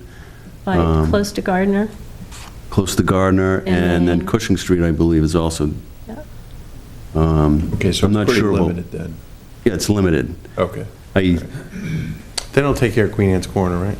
No, that's state land. That's state layout. I don't, when someone wants to do something to that effect, we don't really encourage it, because if... Can't control what grows there? Well, we can control what grows there in that we can request, but what happens is sometimes they get let go, and it requires more maintenance and manpower for us. So I've had many requests on doing certain areas and parks in the town, and we kind of discourage it. Well, we do discourage it, just so, we don't have to go back in and rebuild the park because someone moved or no one's taking care of it. Now, how much are you doing at Jackass Park now? Are you doing all of it? We're doing all of it, yes. Okay. Do you put mulch? There's some volunteer work, weeding and whatnot. That was designed, though. Yeah, that was designed. I took my grandson up to the playground up in the back of the town hall here, and the mulch is a little on the thin side. Would that be something the highway department does? That's recreation, I Are you believe. talking about around the playing apparatus? Yeah. Or, Yeah. all right, so we wouldn't refer to that as mulch, we refer to that as landing zones. And Yes. Oh, all right. Recreation Okay. looks at that regularly and replenishes it usually every spring. That's, Okay, well- we get them going in the Landing spring and then they work their way out. I mean, adding that kind of material now would be somewhat counterproductive with the snow coming in and the wash away that usually occurs every year. But every spring, recreation goes around. And certain years, I've actually gotten the insurance companies to come in and go with recreation, probably due for one this year, and go through each of the playgrounds. They'll send me an expert from the insurance company to make sure that, we're taking care of the equipment and the Great. landing zones appropriately. Good. It's good to hear. Sorry I got off track there. No, that's okay. Thought you were. That's pretty much it on the fields. Expenses, I've asked for $2,000 for water, which is basically with a new building,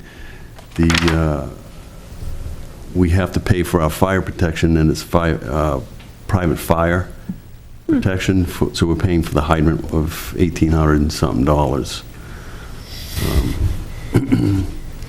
Just for the DPW? For the building. Wow. The new building. Anybody share that, or just you guys? There's actually 2 hydrants in there, and we're just working it. It's a long story, and I'd rather not get into it, but Actually, it's very yeah, I'd rather you convoluted. didn't either, because as soon as you said that, I remembered the story. Yeah, this is the Bear Cove Park conversation that, discussion with Okay, Aquarium. carry on. So there's 2 hydrants, and the school department's going to take one, we're going to take the other, for fire protection for our buildings. It's basically what it comes down to. And then we've gone through the grounds part of it. Can I ask you a question Sure. about the dump? We're not on that I'm yet. sorry. Okay, I'll wait. I'll wait. Don't lose your question. I won't.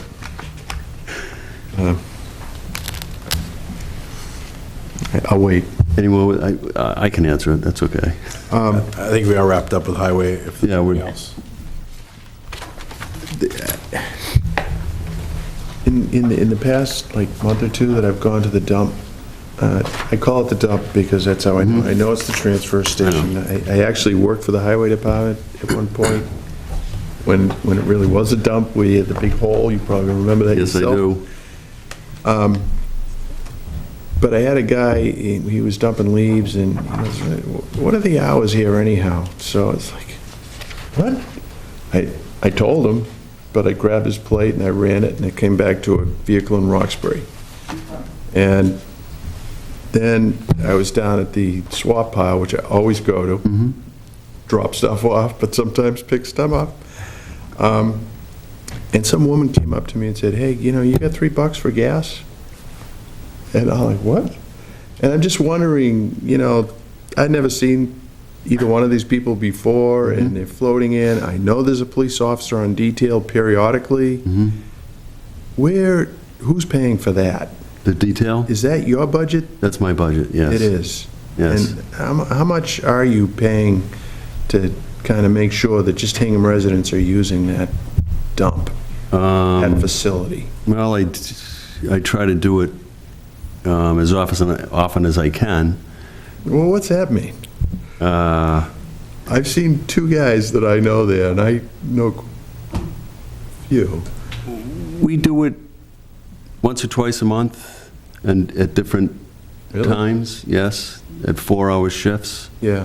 sometimes more, depending on the time of year. I think it's the sticker program that Randy implemented a few years ago that's really helped, the larger tool for him to manage that process. And I know that he gets requests constantly from people to bend the rules or change the rules or... Oh, I know. And it wouldn't let my wife dump trash, and I respect that, because we didn't have a current sticker, and I'm okay with that. But it bugs me when I Thank see you. people. Not everyone is. Honestly, this is why we're doing the sticker program, and actually, for about 10 years, it kind of went away. Yeah. But we're now, people have to fill out applications with all their information and saying that they'll follow the rules and regulations of the transfer station. And we keep tabs on that, and we do periodically have someone out there, depending on my manpower situation, checking stickers. It's not that people don't get through, and I do hear this all the time, and I say the same thing, is I request them to give us a plate number or call the department or find the supervisor or employee, and we'll take care of it from there. I personally, and I know the transfer station employees, have kicked out many non-residents. We've curtailed that quite a bit.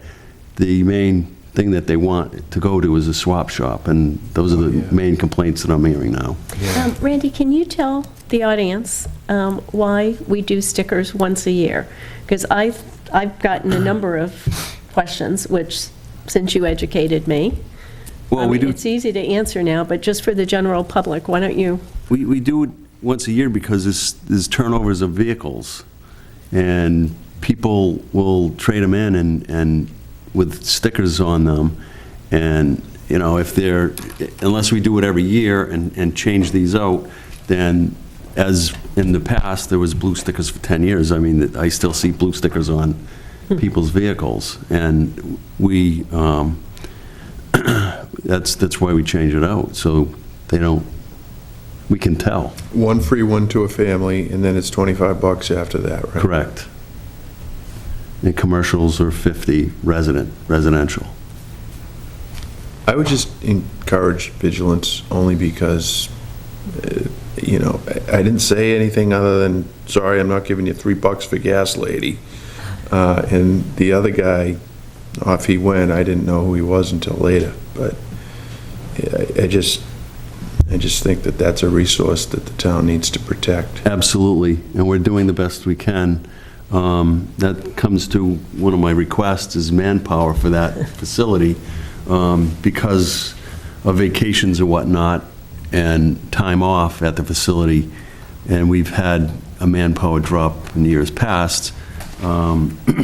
We would like another employee there to cover these types of absences for efficiency's sake, for monitoring's sake, for training's sake. We have to do safety training and whatnot, and actual inspections of the facility, DEP inspections. When was the last DEP inspection? Last year? They come in periodically. We have to have an engineer inspect the facility twice a year, and they write a report. But the DEP can show up at any time and have come in, and they do inspect the facility. So, but we also have Phase 2 stormwater inspections that we have to do, and water quality testing and things of that nature, so. The woman and the men that work there do a fine job. Thank you. I do too. I think so, too. I love the lady that works there. What is it, Carol? Janice. Janice. I love her. She's awesome. Yes, she is. So, you know, I've recommended half of that position to start and, you know, see how we progress, and if more is needed, then it's easier to add up than it is to take away. Again, another priority item, should more funding become available, but I'm recognizing the needs across the board. The last budget, Randy has... Can I say one more thing? Yeah, I just wanted to Two, update the 3, and selectmen. 4. I just wanted to update you on the scale. I know it was contentious when we put it in. Thank you. Seems to be working pretty good. Excuse me? Seems to be working pretty good. It's working excellent. Yeah. Scale revenues is up approximately 50% higher than projected when we purchased the scale. Last year was the first full year we got revenues. We projected about 30,000 a year, and in FY13, the receipts total over 55,000 coming in. And to date this year, FY14, we haven't hit the 6-month mark yet, but we're at 30,000. Who's So using it's doing it? much better than we anticipated. Can you tell who's using it and where are they coming from? Residents. Residents can utilize the scale on weekends when we're not open. That part of the facility is not open, the C&D part. Commercial residents, commercial vehicles, Hingham commercial residents that have commercial vehicles can utilize the transfer station for their recycling and their trash, but any C&D has to go over the scale and pay the rate. And then we do have some out-of-town construction people that do utilize the scale. And we now have, it's progressing all the time, but we just got a new sticker that says scale only. It's bright yellow, large, so these out-of-town entities come in and we'll know right away that they have to be on the scale. There's no way for them to get anywhere else in the facility. Including the swap shop? Yes. Are they typically commercial people that have that yellow sticker? Like out-of-town contractors? Out-of-town, yes, that's what they will have. So if I'm in town and I've got a business, I'm a contractor in town, and I just want to take my trash, I can write in, same as everybody else, but if I've done a deck for somebody and I want to dump the scrap, I've got to go on the scale. Correct. And then one of your people lets me into the big dumpsters. Correct. Up in the, okay. And residents get a resident commercial sticker. It's a total different one than an out-of-town resident. When I've done the bulk waste, I go to the highway department, I tell them what I want to do, somebody comes out and takes a look, gives me a slip. Exactly. Residential, right. Yeah. Okay. That's a permit that we have to, basically that's endorsed by the DEP. We had to do that for what's called the DARP program, and we've kept it going, which is a Department of Approved Recycling Programs, what DARP stands for. Now, one of the discussions at the audit committee was, is there some way, because both Sue and I were bragging about your recycling, they were looking for, is there some way to recognize the revenues there? But what I'd ask you to do, especially for advisory, is put something in the, and I think Paul would find it interesting, because I don't think you've ever seen it. What's that? What he does for recycling. Well, I go to the dump every Saturday. I have the- Count all this stuff. You should see what this guy does. Well, I have the revenues, for last year, the total revenues, and that's yard waste, commercial stickers and whatnot, scale revenue, and so on, was $209,000. And what about the selling the books, selling the clothes, selling That's the... all right hand. That's, Is it? the recycling revenue itself alone was $84,468. Yeah, that's a lot. That buys you almost two people. Yes, it's metal, and it depends on the markets, but that's what it does that's this what year. we've taken in. We're doing batteries, computers, we're isolating things, separating them so we can get a better market value for them. But, it's just a double win for us, because not only do we get money when we sell it, but we just take it out of our stream, so we don't pay money to dispose of it.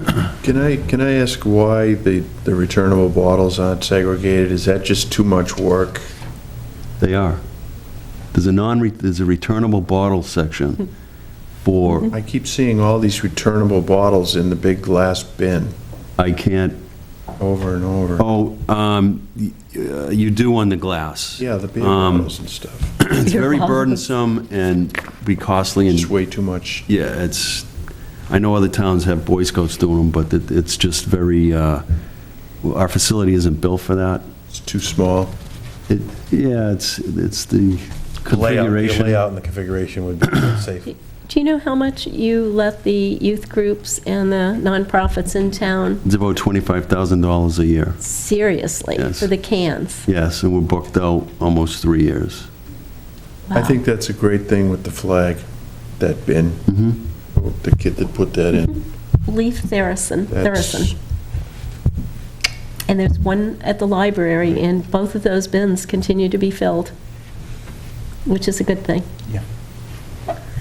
I just want to update you on that. Oh, great, Right, thanks so much, and thanks to your brother for his work on the traffic committee, too. Sure, absolutely. That's a great job The there. last budget Randy has tonight is the sewer department budget. It's pretty straightforward. They've asked for a $3,000 allocation in their expense budget for legal services. They use the town's, one of the town's councils, predominantly land use council right now, but any of those charges would be billed back to them through this line item.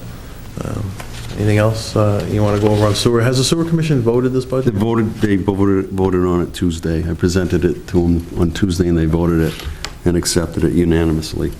Great. Great job. Overall, Roger Fernandez is going to be here to go over the project engineering budget, and there is some allocations that we've moved from one to the other, but overall, DPW, Public Works is increasing by 2.53% year to year.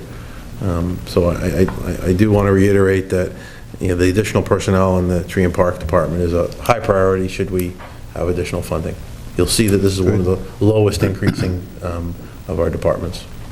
Are you going to add tree climbers? Yes, Carefully. carefully, yes. It's been a while since Franny Ford rained and Yes. highway. Tree Park. Yeah. Yes, forgive me. Thank you. Any more questions? Anything else you want to add? I'm all set. Roger, do you want to ask him any questions? This is your chance. He'll get me tomorrow. Thank you. Thanks a lot. Thank you, Randy. Roger. Raj. Last but not least. We've saved the best for last.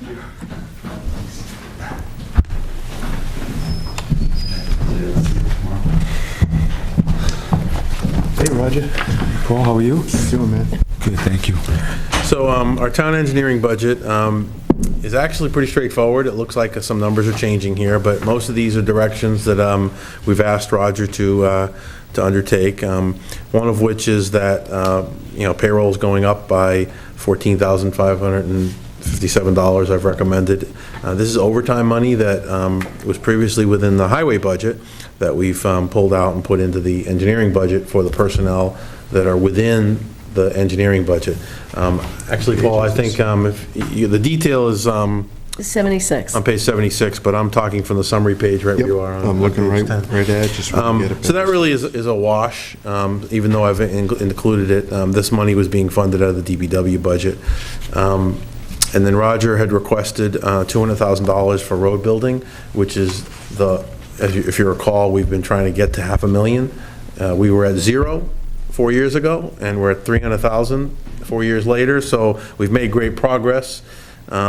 I haven't included an additional amount this year, primarily because of funding. And in my conversations with Roger, he feels that if we are going to take a pause, this is a year that we might be able to, but it's not something we can pause permanently. So when I talk about high priority items, again, here's another one that, should more funding become available, I'd like to add something in here. I'd recommend that. Why do you think we can take a pause? That's.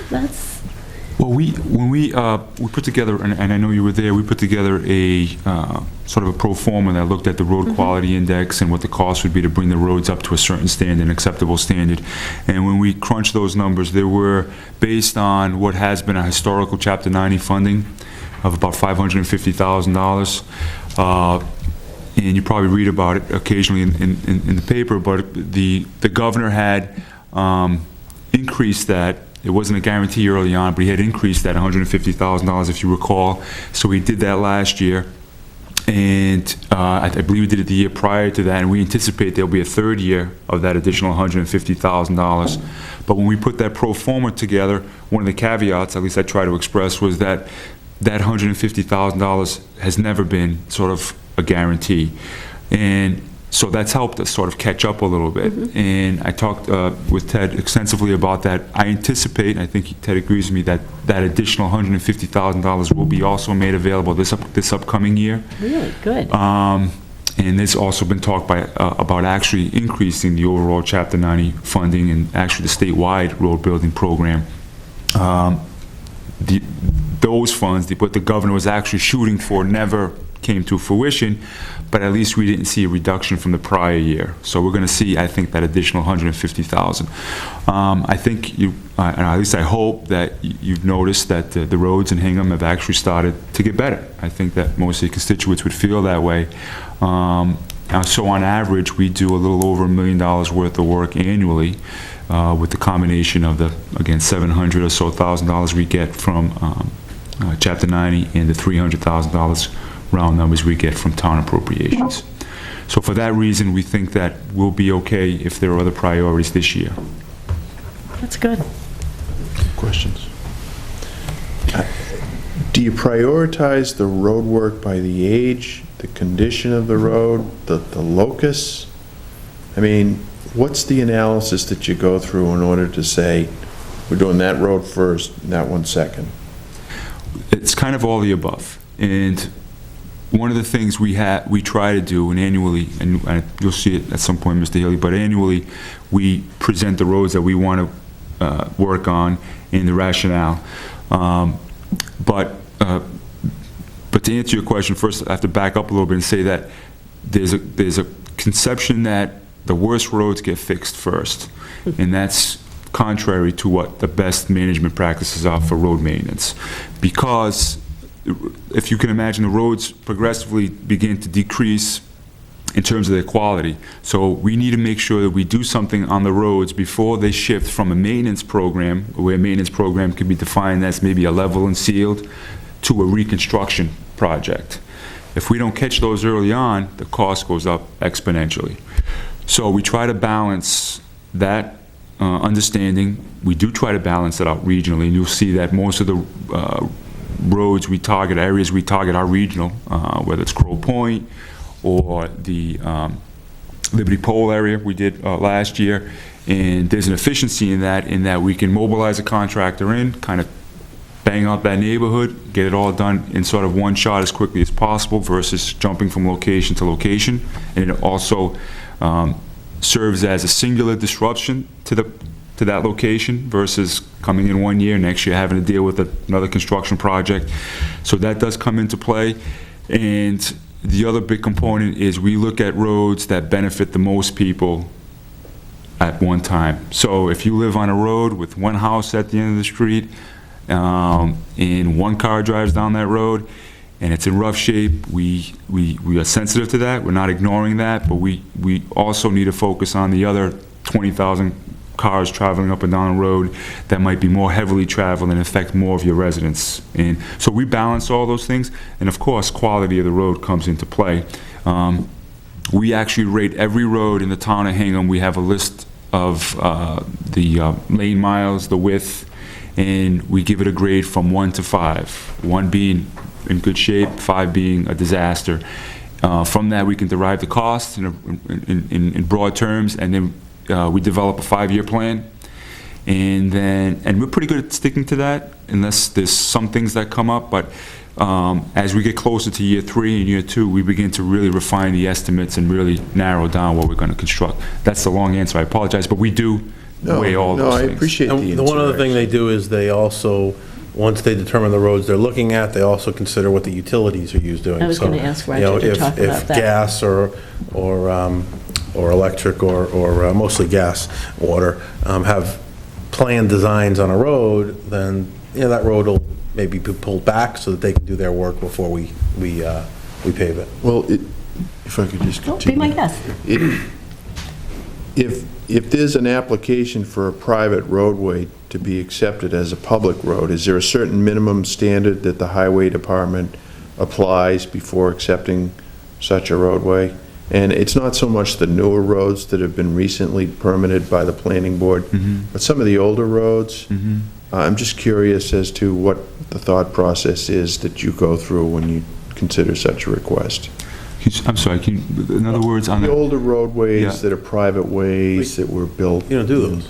25, 30 years ago, they want to be plowed, so they apply for. Or they might want to public way. become town roads. Exactly. Oh, so it's a private road that ultimately wants to be accepted as a private, I'm sorry, a As a private town road road. wants to be accepted as a town road, then it would go through the same scrutiny that a, But is there a minimum standard, i.e., roadway depth, drainage facilities, things of that nature? I mean, Yeah, I think Cranberry. yeah, so we would apply basically the same, we would look for the same requirements that currently exists under the planning board rule and regs, and if those don't exist, then we would, the proponent asking for that road to be accepted, we would be looking for them to do something to sort of mitigate that. So if the road, I think I understand the question, so if the road is, if we're looking for 4 inches of mix in the road, and there's 3 inches of mix, and there's insufficient drainage, before we would consider that, we would say, okay, you've got to go ahead, overlay the road, crack seal the road, you need to add drainage here, improve this, there, and then we'll make our recommendation in terms of whether or not the road meets those minimum standards. But yes, I mean, we don't want to take on a liability and as a result, so we need to make sure that that's brought up to the standards that it needs to So be. that comes through our office? Right. Those requests, and then we kick it back to the DPW to say, okay, does this road meet the requirements for us to accept it, or we push it back? There's a recent one within the last, I'll say, 5 or 6 years, where the people on the roadway, it was a private road, the road wasn't wide enough, and the sprinkler systems had sprinkler heads very close to the grate. That's a good point, yeah. All of that had to be moved Correct. before it was accepted. Correct. 'Cause otherwise, we own it. I'm well aware. In the last 5 or 6 years, how much of the roadway work is involved full-depth reconstruction? It probably represents about 20% of our annual allocations towards it. It takes a pretty Really? big bite, and it depends from year to year. We will, next year, one of the roads that's up for reconstruction is Union Street, and it's... Full depth? Full depth. And to Mr. Alexiadis' point, the water main was replaced. We did communicate with the gas company. You probably saw the water work out there. So we've already taken the steps necessary. We've already communicated with the utility companies. What we don't want to see, and which makes my stomach turn, I'm sure you wouldn't be happy seeing, is you pave a new road, and then you have a utility company come in after the fact, a la Main Right. Street, Right. and dig up the road. So we go through great pains to meet with them, and actually we're scheduled to meet with the gas company this month, potentially, to go over our list. And to be honest, most of the times, what they're proposing and what we're proposing doesn't jive. But by the time we leave that meeting, we say, okay, this is what we need you to do. And they've done quite a bit of main replacement in the town. So we continue to work in synergy with these different utility companies so that we don't run into those issues. Speaking of Union Street, is, when you repave, are you going to be putting in drainage? Well, I'm just starting on a design now, and Okay. literally just have the existing conditions, and you'll see me out maybe as early as tomorrow doing some additional survey. I'll take a photo. What part of Union Street are you referring to? From the high school Yeah. out to the Wampatuck entrance, All the way? all the way. There still appears to be some drainage issues when Absolutely. there's Puddling. heavy rain. Yeah, The 'cause I- river's always going to flood, man. Yeah. It's just nature. It is, well, when we looked at even the fields project, I was asked that, what's going to happen when we get heavy rains and flood? I said, the fields are going to flood, everything's going to flood. I mean, it's just, there's nothing you can do about that. But we're going to try to address all those issues, see what we can do about the grading, because right now, as you probably know, there's an existing puddling issue there, and which was there prior to the work. I thought we were going to have our swimming pool. Yeah, it's pretty bad, yeah. Okay, so all of that's going to be, It will be remedied, yeah. absolutely. You heard it here. Yep, yeah. Curb installed, all that good stuff, yeah. Granite, huh? Granite. Well, the granite, as you know, it's you're teasing, Oh, but yeah. you know it's supposed to go in, so to mitigate the parking out there, yeah. Anything else you want to add? Not really, no. Thank you so much, Thank you Roger, very much for for what your you time. do. Thank you very much, Thank Roger. you Thank for you. letting me adjust the budgets. This has been one of my things, to get the money into the right pockets. We appreciate your support, we really do. Thank you. Thank you, Mr. Thanks, Healy. Rod. Thank you. Betcha. Well, that concludes your budget hearings for tonight. Cool. You have, I think, what, some License renewal? 782 licenses to do in the And next 2 honestly, minutes? Paul's going to read them all. Sharon deserves an amazing thank you for what she's done with all the license renewals. So Ted, how do you want to handle talking through this and Can we just how- mark this as an exhibit and then incorporate it by reference? Well, that, I was going to ask him, how do you propose? You know, Betty and Sharon handle most of the licenses in our offices, and I think they could probably give you better advice as to, I do think you legally can mention the document, and so you don't have to list every name, but I defer to Do we Betty on- have to, like, give the topic, the kind of, I would recommend that you list, to renew. right? Oh, nice. Put that on the back side there. Then we got to go one by one by one. Okay. Oh, boy. Paul, would you like to make that motion? Sure. I'll move that we vote to renew the following annual common victualler, all alcoholic common victualler wines and malt beverages retail package stores, retail package goods store, all alcoholic and retail package goods stores, wines and malt beverage licenses. Second. And that would be in the December 5th, 2013 list. There's a whole series of common victualler, all alcoholic, common victualler / wine and malt beverage, general on premises, retail packaged goods store / all alcoholic, and retail packaged goods store / wine and malt beverages. Excellent. I did second it, so any further discussion? All in favor? Aye. Great. Okay, now I think the rest of these, we're going to have to go onesies.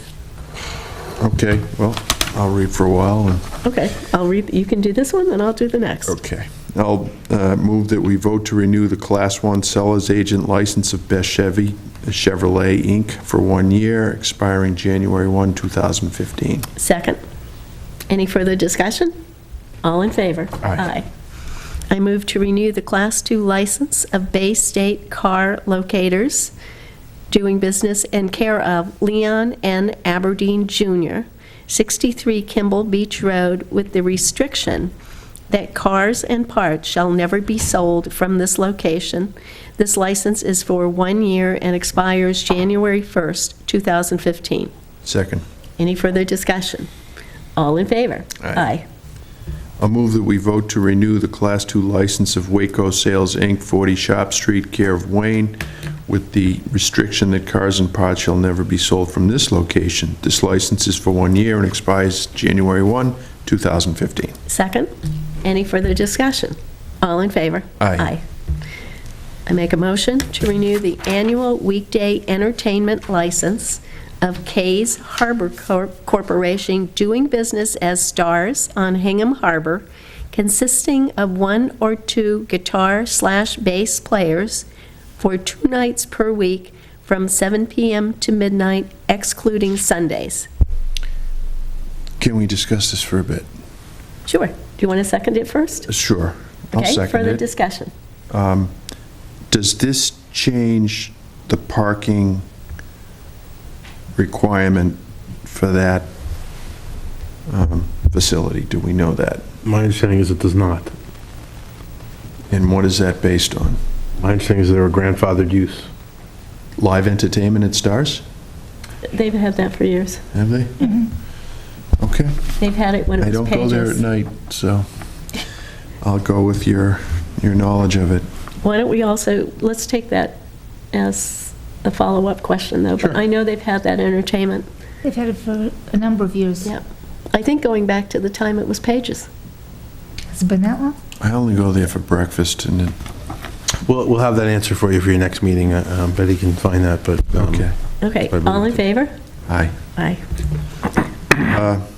I'll move to renew the annual weekday entertainment license of Eat Well, Inc., DBA Tosca, consisting of a 1 or 2 guitar / bass player for 2 to 3 nights per week, excluding Sundays, from 8 p.m. to midnight. Second. Any further discussion? All in favor? Aye. Make a motion to renew the annual weekday entertainment license of Asian Fusion Incorporated, doing business as Garden Gourmet, consisting of small combos of any combination of vocals, keyboard, and guitar for Thursday, Friday, and Saturday from 8 p.m. to midnight. Second. Any additional discussion? All in favor? Aye. I'll move to renew the annual weekday entertainment license of BE&E Inc. DBA The Snug, consisting of a solo artist or a trio playing Irish music from 8 p.m. to midnight. Second. Any further discussion? All in favor? Aye. I move to renew the annual weekday entertainment license of Hai Fong Incorporated, doing business as Zendo Asian Bistro and Lounge, consisting of a band, DJ, and karaoke, indoors only, Friday and Saturday from 9:30 p.m. to midnight. Just so that it's clear, it's a weekend, and I second it. Okay, further discussion? Okay, all in favor? Aye. I move to renew the annual weekday entertainment license of Weber Development LLC, DBA Scarlet Oak Tavern, consisting of live bands of no more than 5 people playing contemporary music on Thursday, Friday, and Saturday from 6 p.m. to 11 p.m., 7 days per week from 11 a.m. to 10 p.m. in its 2 upstairs indoor meeting rooms. Second. Any further discussion? All in favor? Aye. Move to renew the annual weekday entertainment license of Vista Verde Corporation, doing business as Raphael's at South Shore Country Club, for a piano bar on Fridays and Saturdays from 6 p.m. to 10 p.m. for its monthly indoor/outdoor concert series. Second. Any further discussion? All in favor? Aye. I move to renew the annual weekday entertainment license of Legal Seafoods LLC, DBA Legal Sea Bar, for 5 to 7 large-screen televisions, 7 days per week from 11 a.m. to 1 a.m. Second. Any further discussion? All in favor? Aye. Aye. Move to renew the annual automatic amusement device license of Lima Sports, doing business as South Shore Sports Center, 55 Recreation Drive. This license is restricted to the 7 games as follows: 1, Prize Time; 2, Fast and Furious; 1, Cruising World; 2, Tekken Tag; 1, Cruising Erotica; and 1, Whodunit. Whatever all that means. Second. Any further discussion? All in favor? Aye. Move to authorize the town administrator to sign an agreement with FiOS, F-I-O-S, relative to the build-out of the cable system in certain streets or portions of streets in town. Second. Ted, do you want to fill us in a little bit on that? If I could. Pursuant to the cable contract that the town signed with Verizon, it required them in, I believe, Section 3.2, to build out the FiOS network through the whole town. Partway through that process, they've run into quite a bit of resistance from the town, us, in that we were requiring them to stay out of the roadway, and if they damaged driveways, for example, to repair them.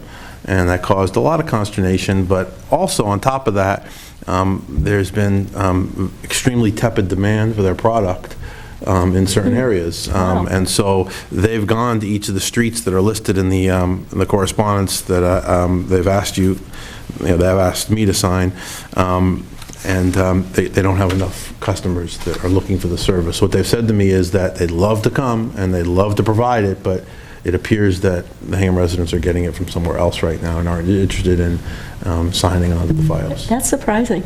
Yeah. They have quite a bit of build out in town, but there are a few small roads here where they just aren't getting the demand.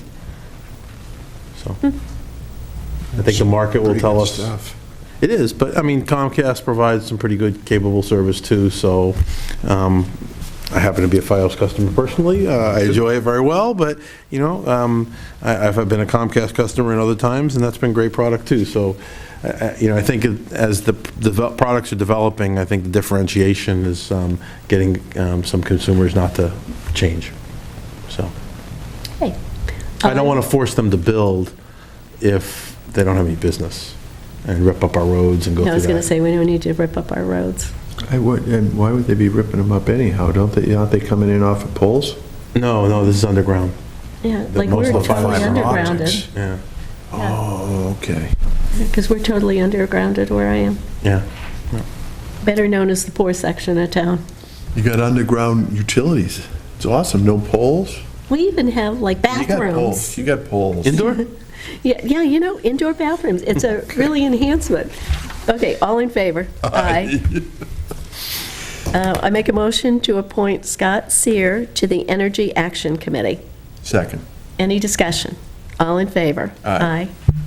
I'll move to appoint Paul Keenan to the Veterans Council to fill an unexpired term ending in 2015. Second. Any discussion? All in favor? Aye. I move to appoint Albert Rodiger to the Board of Managers of Lincoln Apartments, LLC, to fill an unexpired term ending in 2014.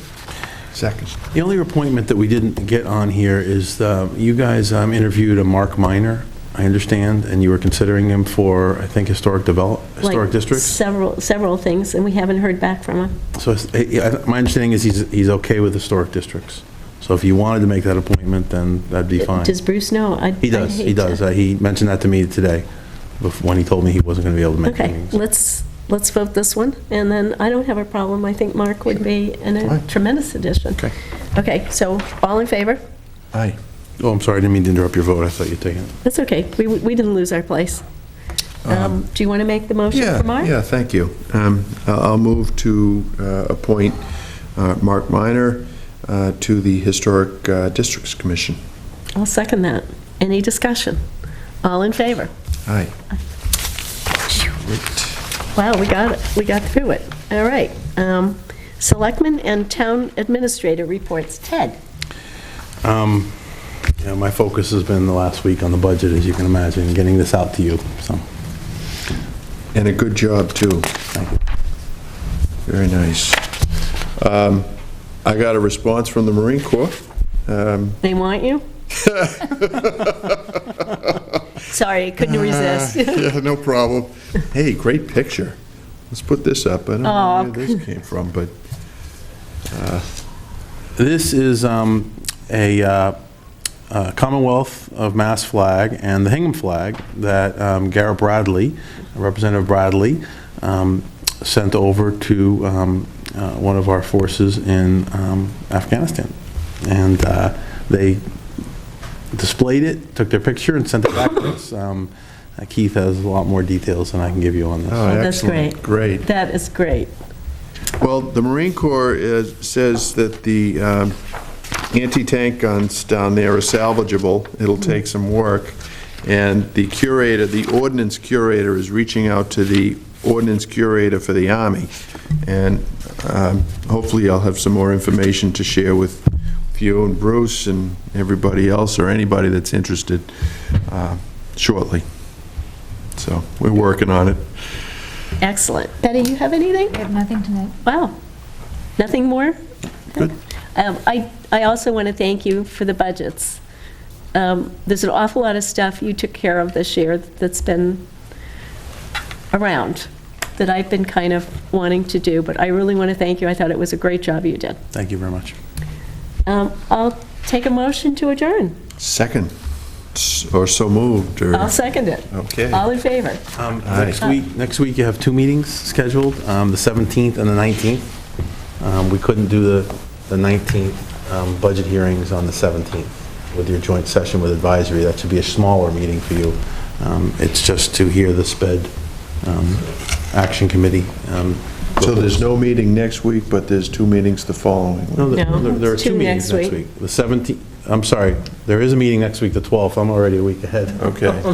That's what happens when you get to the budget. You're so far ahead of yourself. Okay. I'm scheduling that week already. So you have a meeting on the 12th, but you also have 2 meetings the following week, the Okay. 17th and the 19th. So when are we going to do our Christmas shopping? Yeah. Thank you, Bob. Friday afternoons. Sharon, thank you so much for having. She did yeoman's work with Yes, she did. Yes. Great job on the licenses.